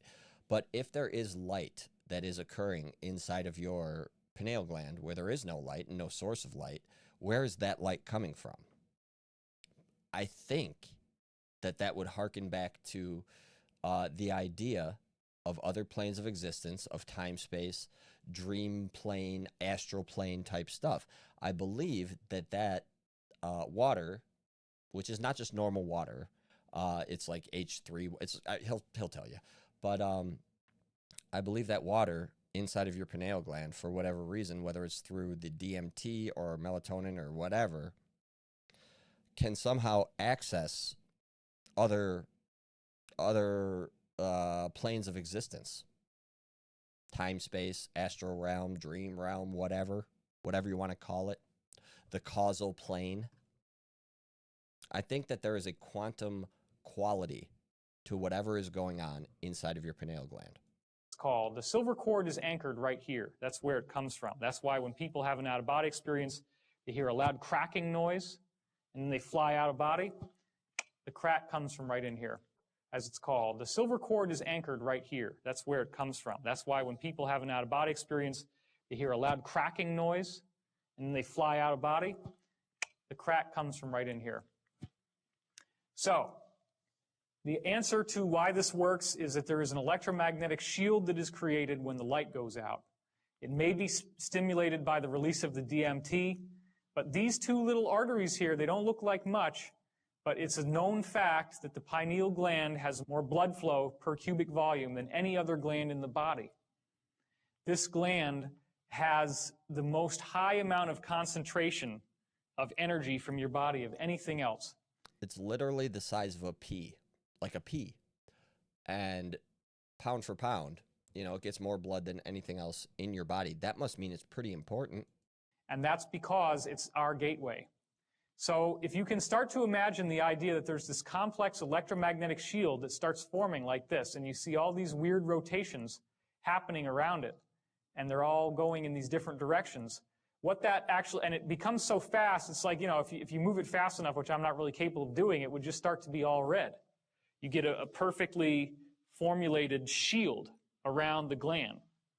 When you do that, you have now shielded off all of the electromagnetic, gravitational, and otherwise, well, not gravitational, but all the electromagnetic, the radio waves, all the energy that gives us a reference in space-time. That opens up the door to time-space, just like when you shoot that little carbon-60 molecule, the little buckyball, at the slit, and it pops inside out, and it turns into a wave as it goes through. Well, there are little molecules inside this water called microclusters. And those molecules can flip over, and that's the gateway that allows you to see into time-space. So darkness activates electromagnetic activity. It feels like a pressure, a buzz, or a tone or acceleration inside your head. Has anybody here not had that experience? Okay. So it's talking about those little particles floating around in the water inside of your pineal gland. I believe those particles are silica. Silica is what quartz is made of. Now, if you remember from earlier in the video, it was one of the first things that David went over. He's talking about the Russian experiment where a scientist had two living cultures. One of them was diseased, one of them was healthy. They separated them hermetically and shone a laser through the diseased one, through a sheet of glass, into the healthy one. Sealed apart from each other, no air exchange whatsoever. And when he shone the laser through the one, through the glass, into the other, nothing happened. But when he shone it through quartz, the other culture became diseased. I guess it's probably not in this video. It's in a future video. But there's another video where David goes over a further experiment. And I'll explain it to you just for posterity right now. It might have been the same scientist, actually. But they took that same experiment a notch up. And what they did was they took two amphibians and their eggs, and they separated them hermetically, just like in that previous experiment. One of them was a salamander, and the other was a frog. And basically what they did was they took salamander eggs and put them in one hermetically sealed place, and they took the frog eggs and put them in another, and they were both fertilized. And they took a laser, shone it through the salamander eggs into the frog eggs. Guess what happened? According to the study by this Russian fella. Published, peer-reviewed in Russia, I guess. I don't know how that works. But those frog eggs, when they hatched, they were salamanders.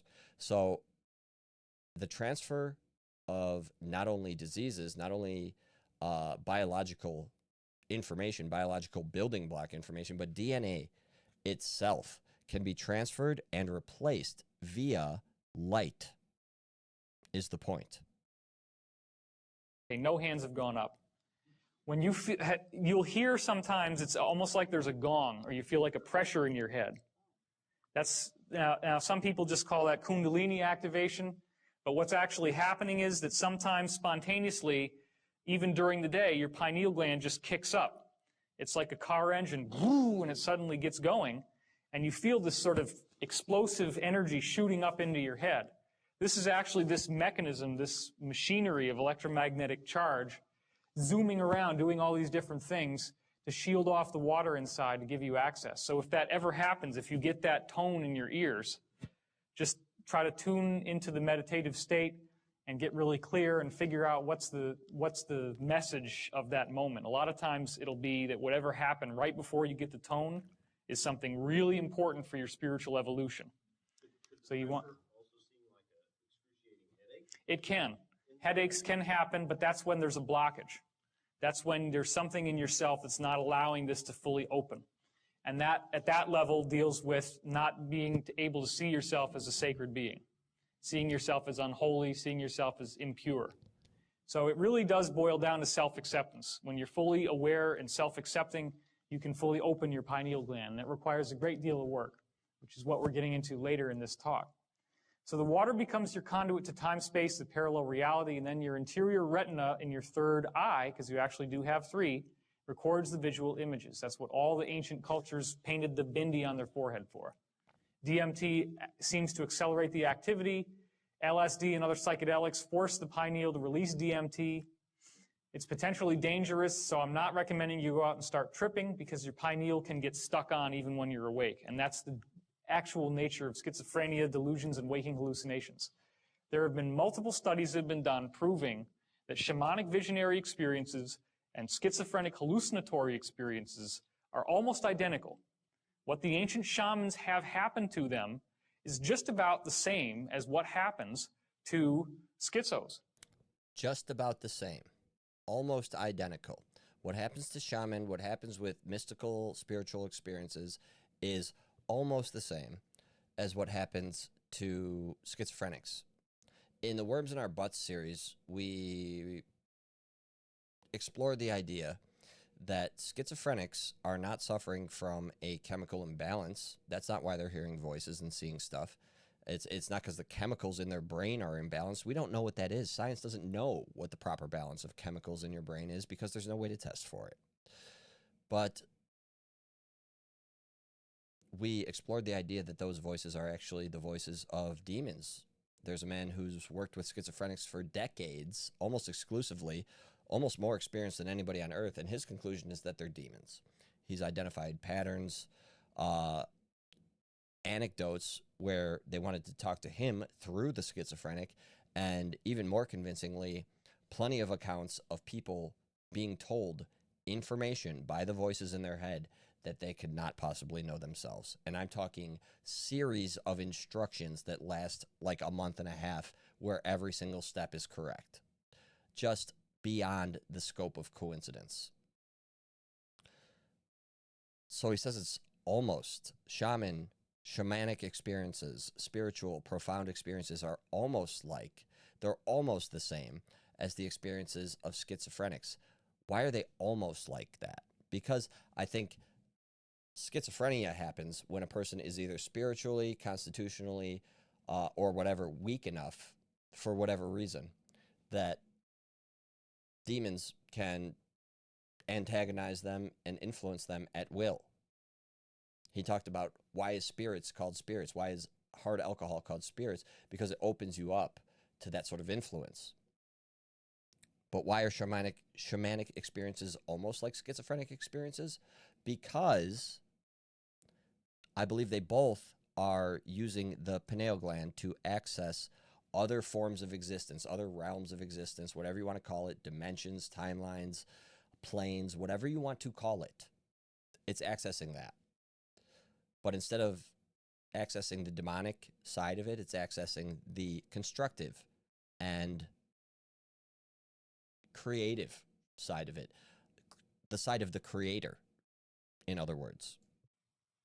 It's just that the schizo is cracked. The walnut is cracked, as I call it, or the acorn, or the pine cone, right? If you have some of that electrical activity that doesn't know when to shut off, which could be also the melatonin, right? When the melatonin kicks out, it's telling you to go to sleep. That's what starts to fire up this engine. It's only when the DMT kicks out a little bit that the engine goes into full steam. But that's usually only after you fall asleep. But as you start to fall asleep, the melatonin starts to rev up the engine. Well, a schizophrenic doesn't get enough sleep. That's one of the things that every study has shown about schizophrenia. They are insomniacs. So if you do that enough, then melatonin more and more will start to be synthesized while you're awake, and it starts to open your gateway, and you start getting these hallucinations. So DMT... Again, that may be true. That's irrelevant to the fact of what the actual mechanism is, which, you know, a lot of prominent scientists are putting forth the idea now that there is a quantum nature to your brain matter, possibly specifically and localized to the pineal gland, but there is that's what they think. They think that's where thoughts come from, and all those feelings that you have and everything else that seems to come from nowhere, inspiration, seems to be a quantum effect happening in the brain. And I think that's what David is describing, in other words, right now. Is what's cracking that protection of keeping it electromagnetically dormant while you're awake. So it does very much look like the pineal gland is a natural hypergate. Now, here's another interesting thing. A colleague of mine discovered that the eardrum inside the ear is tilted on a weird angle. That's not straight up and down like you'd think it would be, or that you normally would imagine. It's tilted, and it actually tilts forward like this. So the eardrums look like this inside your head. Okay?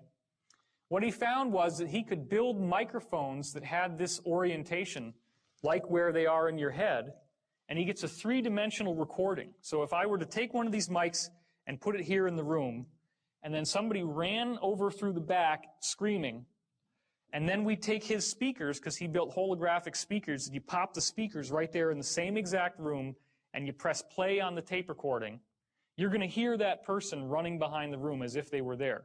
You get a holographic sound.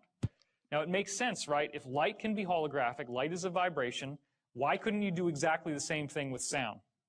This is how it's done. It's done by reverse engineering the way your ears already work, because the human ear has a better three-dimensional tracking system than any other creature. The only creature that even comes close is the owl, which obviously for the hunting purposes. So we have a very unique hyperdimensional mechanism, and he actually also found that these lobes of the inner ear here are corresponding in the geometric angles to the Great Pyramid. I would love to hear the full explanation of that, not to mention the Fibonacci spiral going on right there. Angles and slope of the Great Pyramid. So this is what happens. They're coplanar with a tetrahedron inside your head, the point of which comes out through the third eye center. And of course, the third eye is at the geometric center of this. So when you're going into the pineal gland, when you're falling asleep, you're going to lie down. You're going to tilt your head like this. Which way is the tetrahedron pointing now? Which way is the triangle going to be? Like this, right? And your eye is in the center. So doesn't that look a lot like this? Eh? So this is the secret, okay? There is a secret that has been kept right in front of our eyes. Nobody understands it. And again, as I said yesterday, I'm actually releasing this information for the first time. No one has ever made this public before. This is from deep in the Black Ops stuff. And it was at the time. Nobody had ever heard of a pineal gland in 2008. I hadn't. So I ask you again to, take this in the context of the time. I know that we're all familiar with that now. The reason why is that guy. And I only was able to put the whole thing together from 7 different witness testimonies that all correlated independently of each other. That's how I found out that it's from the pineal gland. I'm not sure that they would want anybody to know this, so I am taking a risk at revealing this, but that's why I did it publicly first. Because this is what's happening. This is why this matters, okay? Could we reverse engineer the pineal gland? We have a basic system here. We have water that flips inside out. This allows you to see over into this other realm that we already know exists because we can prove in quantum physics that a particle turns into a wave and the wave is spaced out in time. Or has it already been done? That's where I'm going to cut it off. Right there. Because that is where he begins talking about Project Looking Glass, where many of you, I don't know, maybe that was introduced to you by Candace. It was introduced to me by David Wilcock 18 years ago. Which is why I got so, if you go back and look at those episodes, right when she starts talking about Gilgamesh and Project Looking Glass and all that stuff, Oh boy, was I excited. I go, we are in my wheelhouse now. This is stuff that I know a lot about. And I did some episodes expounding upon some of the stuff that Candace talked about. And a lot of that information, if I didn't get it directly from David Wilcock, I was set down that path by David Wilcock. This guy that you may have never heard of has changed public perception on so many things so profoundly, and nobody knows. Like, just so many people have no idea. That's the pineal gland guy. That's why you know about it. Just as one example. Looking Glass as well. I bet Candace doesn't know that the reason that she knows about Project Looking Glass is because David Wilcock. We're going to get into that in the very next episode. I'm going to do a follow-up before I do anything else. We've gone on for, 2.5 hours now. Geez, it's 1:15 in the morning here in the Chicago suburbs, Central Standard Time. So we're going to wrap the episode up here. Like and subscribe, right? Comment, share. Please, I would love to know what you think about this. This is a very different episode than a lot of my recent episodes. It's not political at all. And I'd like to know what you guys think, honestly. This is something that obviously has affected me greatly and that I'm passionate about and well-versed on because I've gone down these rabbit holes a long time ago. And the reason I'm doing this, like I said a couple times, kind of, but to expound, is that without David Wilcock, I most likely would not be sitting here with the perspective I have, feeling like I am worthy of sharing it. But the older I get, the more I go out into the world and talk to people about things that I am confident that I know to be correct, the more I realize that I have a very unique perspective, apparently, on life, and that other people often find that interesting. And the reason that I have that perspective is because of David Wilcock. So I am ethically, morally, and I guess spiritually bound to do this tribute to what I consider to be a great man, a great researcher, a great human being, and a positive influence on almost everybody he ever came in contact with, whether through a video or in person. I believe he was positively influential on everybody that came across him up until his death. I have questions about his death, just like a lot of his friends do. That's not what we're here to talk about. If that does become a thing, we'll explore that later.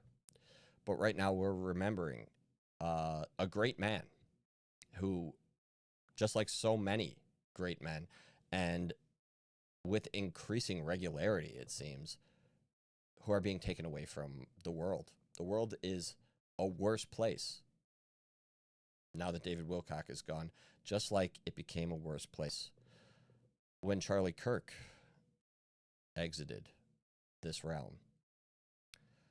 But that also begs the question. Are these good men dying to save humanity? I put that in the title. I haven't touched on it yet, but when Charlie Kirk died, that lit a fire under my ass. It lit a fire under a lot of other people's asses who weren't followers of Charlie Kirk. They'd seen him. They knew who he was. They'd seen, plenty of his videos, but they weren't Charlie Kirk followers. They weren't in that camp. They were like, sure, good for you, bud, but it's not my thing. I was one of those. But when he died, there was something about that touched so many people. Because whether or not you were a follower of his, if you came across his material and were even somewhat empathetic or sympathetic to the message, you saw that the person delivering it was genuine. He was not putting on any kind of show or being disingenuous in any way, and that his intent was pure. He was an honest man, and he was a good man. So when people saw him, die, that changed the world. Candace said that it would spawn 10,000 Charlie Kirks. I'm hoping to be part of that. Like, I want to help fill his shoes because, like I said, the world sucks more now that he's gone, and it needs an injection of goodness. So everybody who can should step up. That's why I'm here. I don't know if I'm good at it, whatever. I'm doing my best. But are these men like Charlie Kirk and David Wilcock, who influenced millions positively, changed the minds of millions, and led movements towards God, towards peace, towards spiritual and intellectual enlightenment, being taken from us so early? It is the purpose of that, because I do believe that when something that profound, that large of a change happens, that changes public consciousness that much, I do believe that that must be part of God's plan, that like that specifically was considered by God. So that inspires in me the question, is that the purpose? Like, they were doing a lot while they were alive, but in death, David Wilcock used the word apotheosis early in this video, which means man becoming God. I'm not going to go that far. I'm not that's blasphemous, but is the purpose of their death to make them iconic, to make them a focus point for public consciousness, and therefore expand people's curiosity, expand their knowledge base, their consciousness, and their ability to connect dots and recognize patterns about the nature of it all? Is this God lifting the veil? Is this the ascension? Is this the bottleneck? Is this the quickening? Is this our evolution? The way that when I was talking about Project Looking Glass earlier, and I talked about that bottleneck, that quickening where Looking Glass and the remote viewers and everybody couldn't see past 2012 because all bottlenecks or turns white. What that means when it's described further is that the possibility for variance of outcome drops to 0. It drops to 1, whatever the number would be, to represent that there's only one possible outcome. And that one possible outcome is the quick and significantly large raise in consciousness as humanity as a species. Now you can understand why that would be something frightening to those in charge, because when everybody's consciousnesses are raised, we're going to realize what they've been up to, and we're going to realize that they've never had our best interest in heart. In fact, it's exactly the opposite. Is that why he's dead? And I mean that in every way that it could possibly be taken. I mean that, did somebody make sure he's dead because that was what he was doing and he was quite effective at it? Or is he dead because that's God's plan? Because God saw what this man was doing in life, and giving him a suspicious, unexpected, and shocking death would be another step in shocking the world towards the singularity, towards evolution. I don't know. I suspect it might be. That's why I asked the question. You know? Nobody expects everything that's going on right now is uncharted territory. We left the harbor a long time ago. And from now on, everything is just going to be new. It's a new pattern. And we're right at the beginning of it.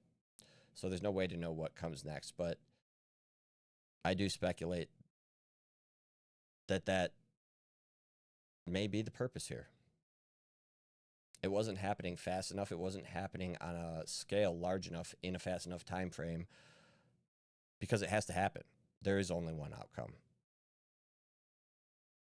So maybe instead of vast events, significant people are taken from us in ways that make people look at it hard and long.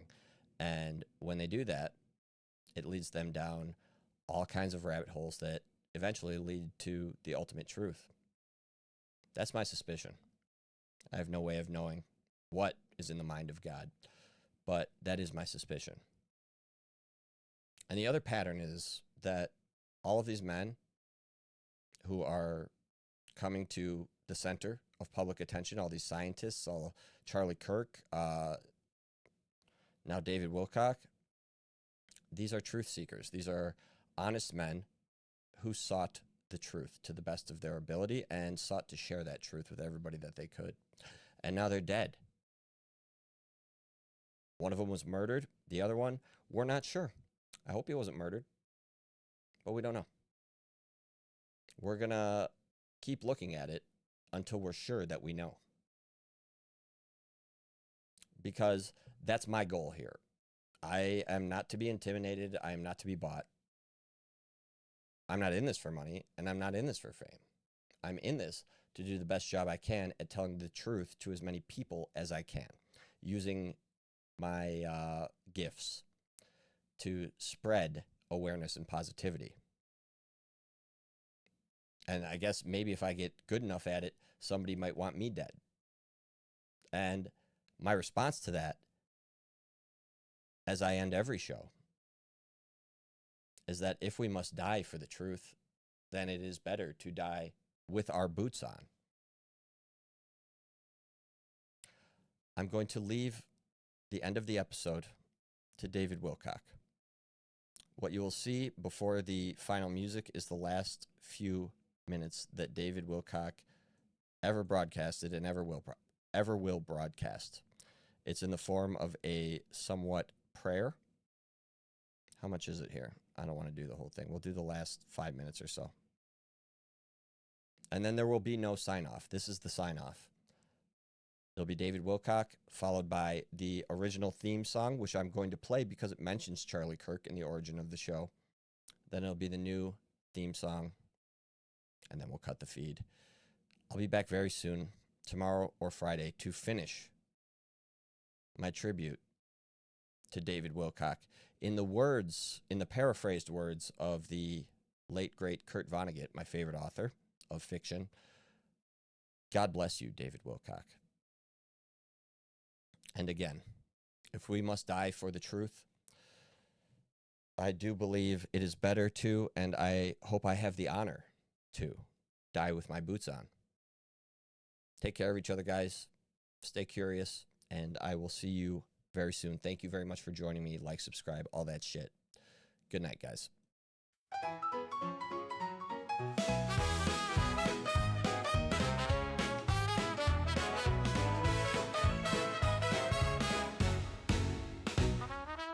Pull up a stool, friends gather round. Forget the noise and the awful sounds. When the discourse stopped, Jeff cleared his throat, said, pass the mic and start the show. This little show ain't church or class. We poke at power, we crack wise, we laugh, we chase plain sense through all the spin. If it stinks like a fib, we drag it in.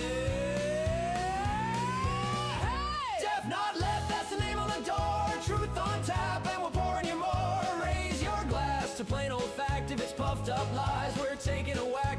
Deaf not left, where bullshit falls. Freedom to speak, and we're saying it all. From marble halls to the corner dive, people know something's wrong, but they don't know why. Jeff reads the script, then tears it in two. Says I'll judge for myself, and so should you. So step right in, we got a good one tonight. Laugh too loud, stay up all night if you like. Your joke's bold, your question's tough. Come sing along.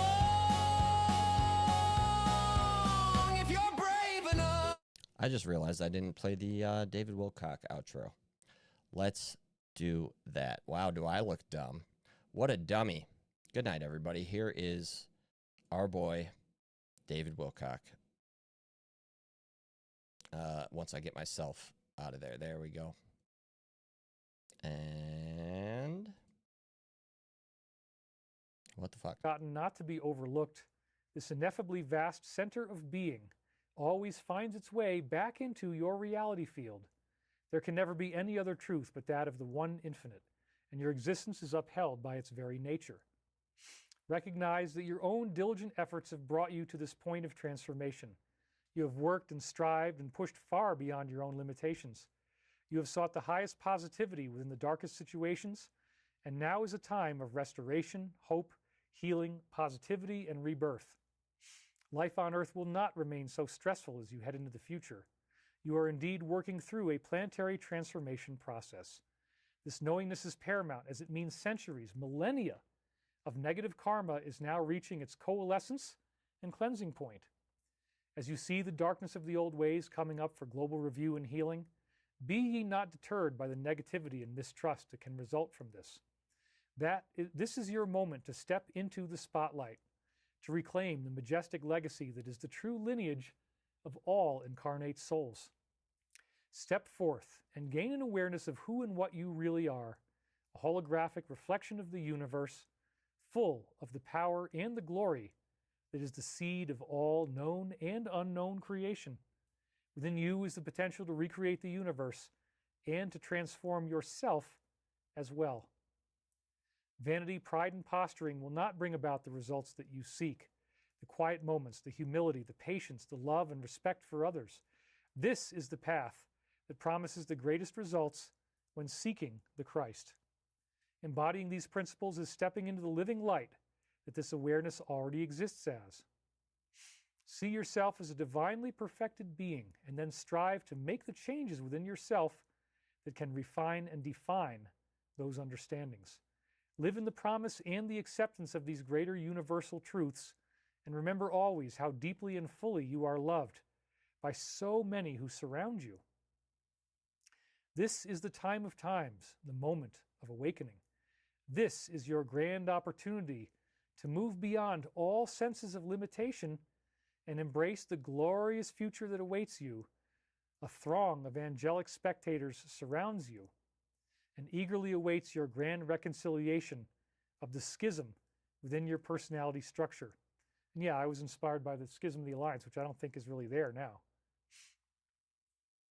By finding and accepting the love and forgiveness, you may rise above self-imposed limitations and achieve the crowning victory that materiality is intended to produce. Verily, the world is your oyster, and you can enjoy the fruits of that realization. You have never strayed too far from the goal, and even when it appears that you have gone far away from what you intended, even when it appears you've gone far away from what you had intended, perhaps you never really wavered at all. Your commitment is pure, your heart is true, and it is you who completes your own hero's journey at the appropriate time. Yes, this is an incredibly challenging and difficult time to be alive on Earth. We encourage you to focus on the positive above all else, and remember, you are loved. The goal is closer in the future than you may think, and your safe passage through these dire straits is utterly assured in the grandest sense. We are very grateful to have you on this path with us, working together for greater harmony. We love you more than words can say, and remind you that you are never alone. We thank you for being here in this unique time, and wish you all of the very best on your path. Never forget that, just like everyone else equally, you are the light, you are the love, you are the one infinite creator. This is as it was, as it is now, and as it always shall be, and nothing and no one can take that from you. And so it is. Amen. Does that sound like somebody that's suicidal? Good night, guys. I guess that will Good night. have to stand as our global peace meditation.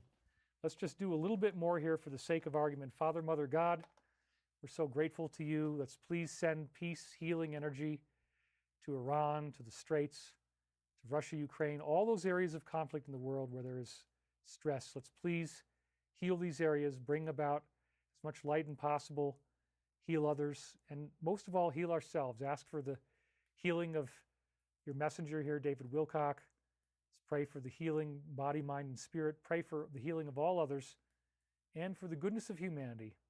Thank you so much, Father, Mother, God. We love you. We appreciate you. Adonai and Amen. Thank you. All right, you guys, we're good. That was our little quick global peace meditation. I'll read a couple of your comments here. We're getting very close to the end here, so we don't have hardly any time.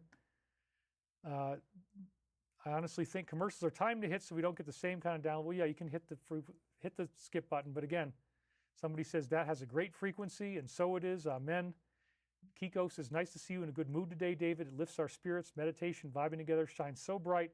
Great show yet again. Much love to us all. Thank you very much, Kiko. Eden Hollander says, thank you, David. Walking Tree says, arigato. Midnight Mark, great meditation, great show. Love you, brother. Glad I got done early and could catch most of it. You can come in and get the rest later.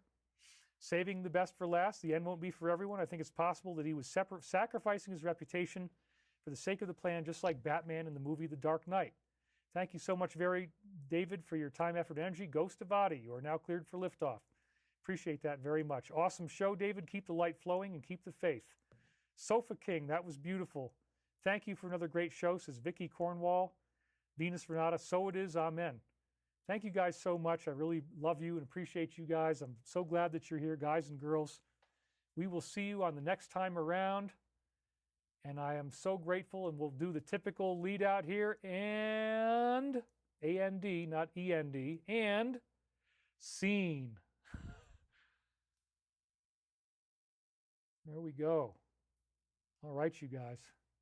Thank you so much. David Wilcock's last broadcasted words. Good night.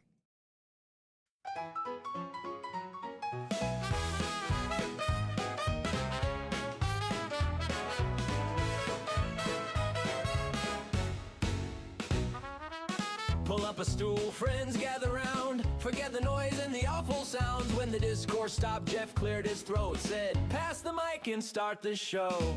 This little show ain't church or class. We poke at power, we crack wise. We laugh, we chase plain sense through all the spin. If it stinks like a fib, we drag it in. Hey! Jeff not left, that's the name on the door. Truth on tap and we're pouring you more. Raise your glass to plain old fact. If it's puffed up lies, we're taking a whack. Deaf not left where bullshit falls. Freedom to speak and we're saying it all. From marble halls to the corner dive, people know something's wrong but they don't know why. Jeff reads the script then tears it into, says I'll judge for myself and so should you. So step right in, we got a good one tonight. Laugh too loud, stay up all night. If you like your jokes bold, your questions tough, come sing along.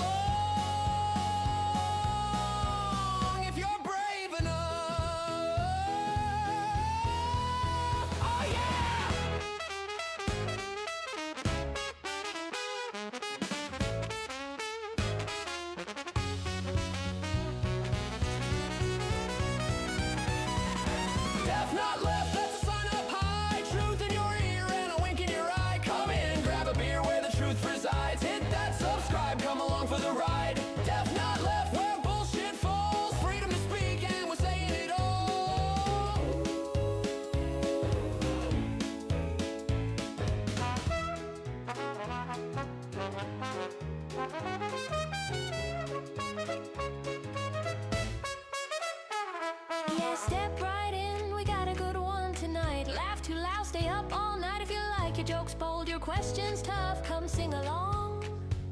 If you're brave enough, oh yeah. You won't do it, pussy!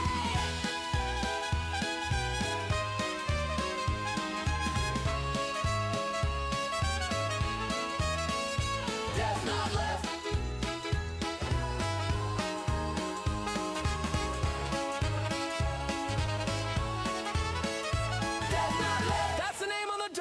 Truth on tap, and we're pouring you more. Raise your glass to plain old fact. If it's puffed up lies, we're taking a whack. Death not left where bullshit falls. We're going Max Charlie, and we're saying it all.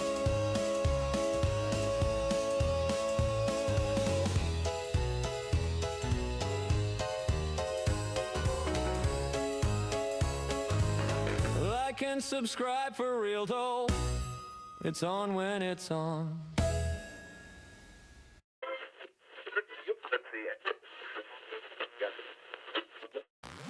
New show loading.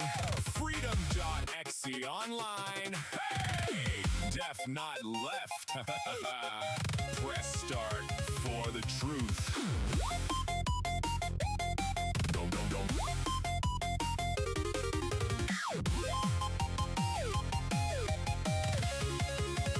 Dum dum. Welcome to the circus, step not left at your service. Jeff with a mustache, laughs so loud, cracks one open, chills the crowd. Silvercan sweating on the desk right there, chorus in his grip like he just don't care. Truth on tap in a goofy glass, punchline hits, then he tapped that ass. He's burning takes like a Kubrick roast, bookmark facts, then he dunked your post. Glitch in the screen, then he frees that frame. Fact check meme while he reads your name. Talk so fast you can't all tab out, tab so stacked that they lag your house. Honest to a fault and he flaunts that flaw, hits play, then he drops that law. They say don't joke, I say why not? You fear my thoughts, I fear your bots. You got think pieces, I got receipts. You got group chats, I got these beats. I'm that core sipping, mustache villain, spreadsheet samurai, parasite pilling. You bring feelings to a stats collision, I bring footnotes to your fact fiction. They like tone it down, I like turn it up. They sip foam lots as I crack one cup. You quote buzzwords, I quote the page. You quote hashtags, I say that's gay.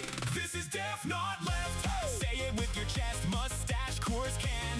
Freedom on the desk. We don't bend, don't beg, we don't ask, we press. If you came for the script, wrong show, get wrecked. This is Def Not Left. Tell your friends, confess. Truth gets loud when they try to suppress. We don't bend, don't beg, we don't ask, we press. America first. Every cast, every breath. I got what you want. I got what you need. I got so many red pills stacked that you say Cracker, please. I got stats in the stash, got the clips with the scenes, got the emails, he trails, all the stuff Off the screen. I got truth on the tap, got the punch and the tease. I got questions for the kings that'll make them all wheeze. I got love for the flag and the folks who believe that your voice ain't a crime just for cutting through the feed. No script, just spit and a spy made of steel. He reads one chart, says, how's that feel? Fact check Jeff, that's a full-time gig, cause the fact's too big for the old cheap rig. Fact check folder, beat up binder, Jeff side smiles. Let me remind you. Honesty, that's house law. Punchline swing like Southpaw. Calls out bots in the live chat. Reads one loud like Who typed that? Studio's just one room, but the convo feels like one-sided combat. He says free speech first, feelings maybe third. If your Harvard blog gets hurt, that's the funniest thing I heard. America first on a thrift store sign. Next to the clock he quotes every time. You got questions? Hold that seed. Then he leans in close on the beat. I got what you want. I got what you need. I got so many red pills on deck that you say Cracker, please. I got what you want, only mute when I sneeze. Freedom so cold, make the fact checks freeze. Take a sip, take a seat, let the brain cells breathe. This is Def Not Left. Say it with your chest, truth, honesty, freedom. Yeah, we stress that. Stressed up. America first, we ain't pressed by threats. If you're scared of some words, change the station, then nerve. This is Def Not Left. Wrong crowd, then exit. We don't beg for permission or soft filter the message. Def Not Left. Put the spin to bed. If facts make you cry, That's a you thing, friend. yeah, I'm the mustache with a stash of receipts. Laugh track loaded on the threat when I speak. Fact check, snap back, crack jokes on elites. Nerd brain, wordplay, drop stats in the street. I got what you want, I got what you need. I got so many red pills stacked, you say cracker, please. I got links, I got stats, I got timestamps saved. I got clips, I got quips, I got memes for days. I got jokes so sharp that they'll make you bleed. I got laughs so loud with your NPCs. I got Wait, run that back. I got broke. That's facts. I got how we get canceled off basic math. I got let me show you how this fucking Fed slops whack. This is Def Not Left. Say it with your chest, mustache, course can. Freedom on the desk. We don't bend, don't beg, we don't ask, we press. If you came for the script, wrong show, get wrecked. This is Def Not Left. Tell your friends, confess. Truth gets loud when they try to suppress. We don't bend, don't beg, we don't ask, we press. America first. Every cast, every breath. This is Def Not Left.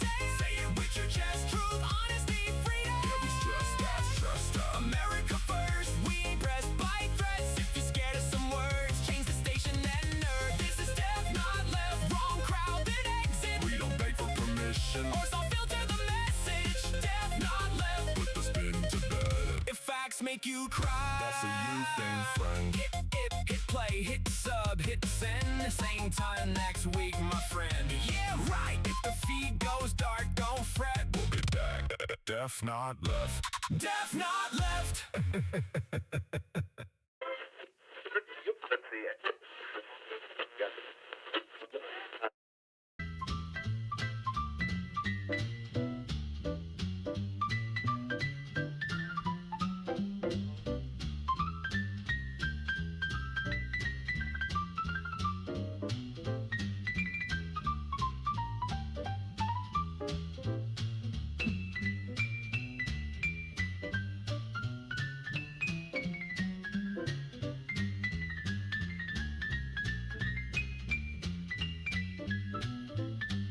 Ma'am, Would it make you feel any better if you knew that what we're asking Matt here to do is a holy thing?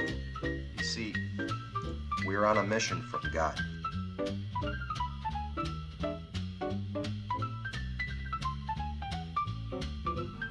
This is my town, Chi-Town, Chicago, Illinois. A land of big hearts, big shoulders, and broken dreams.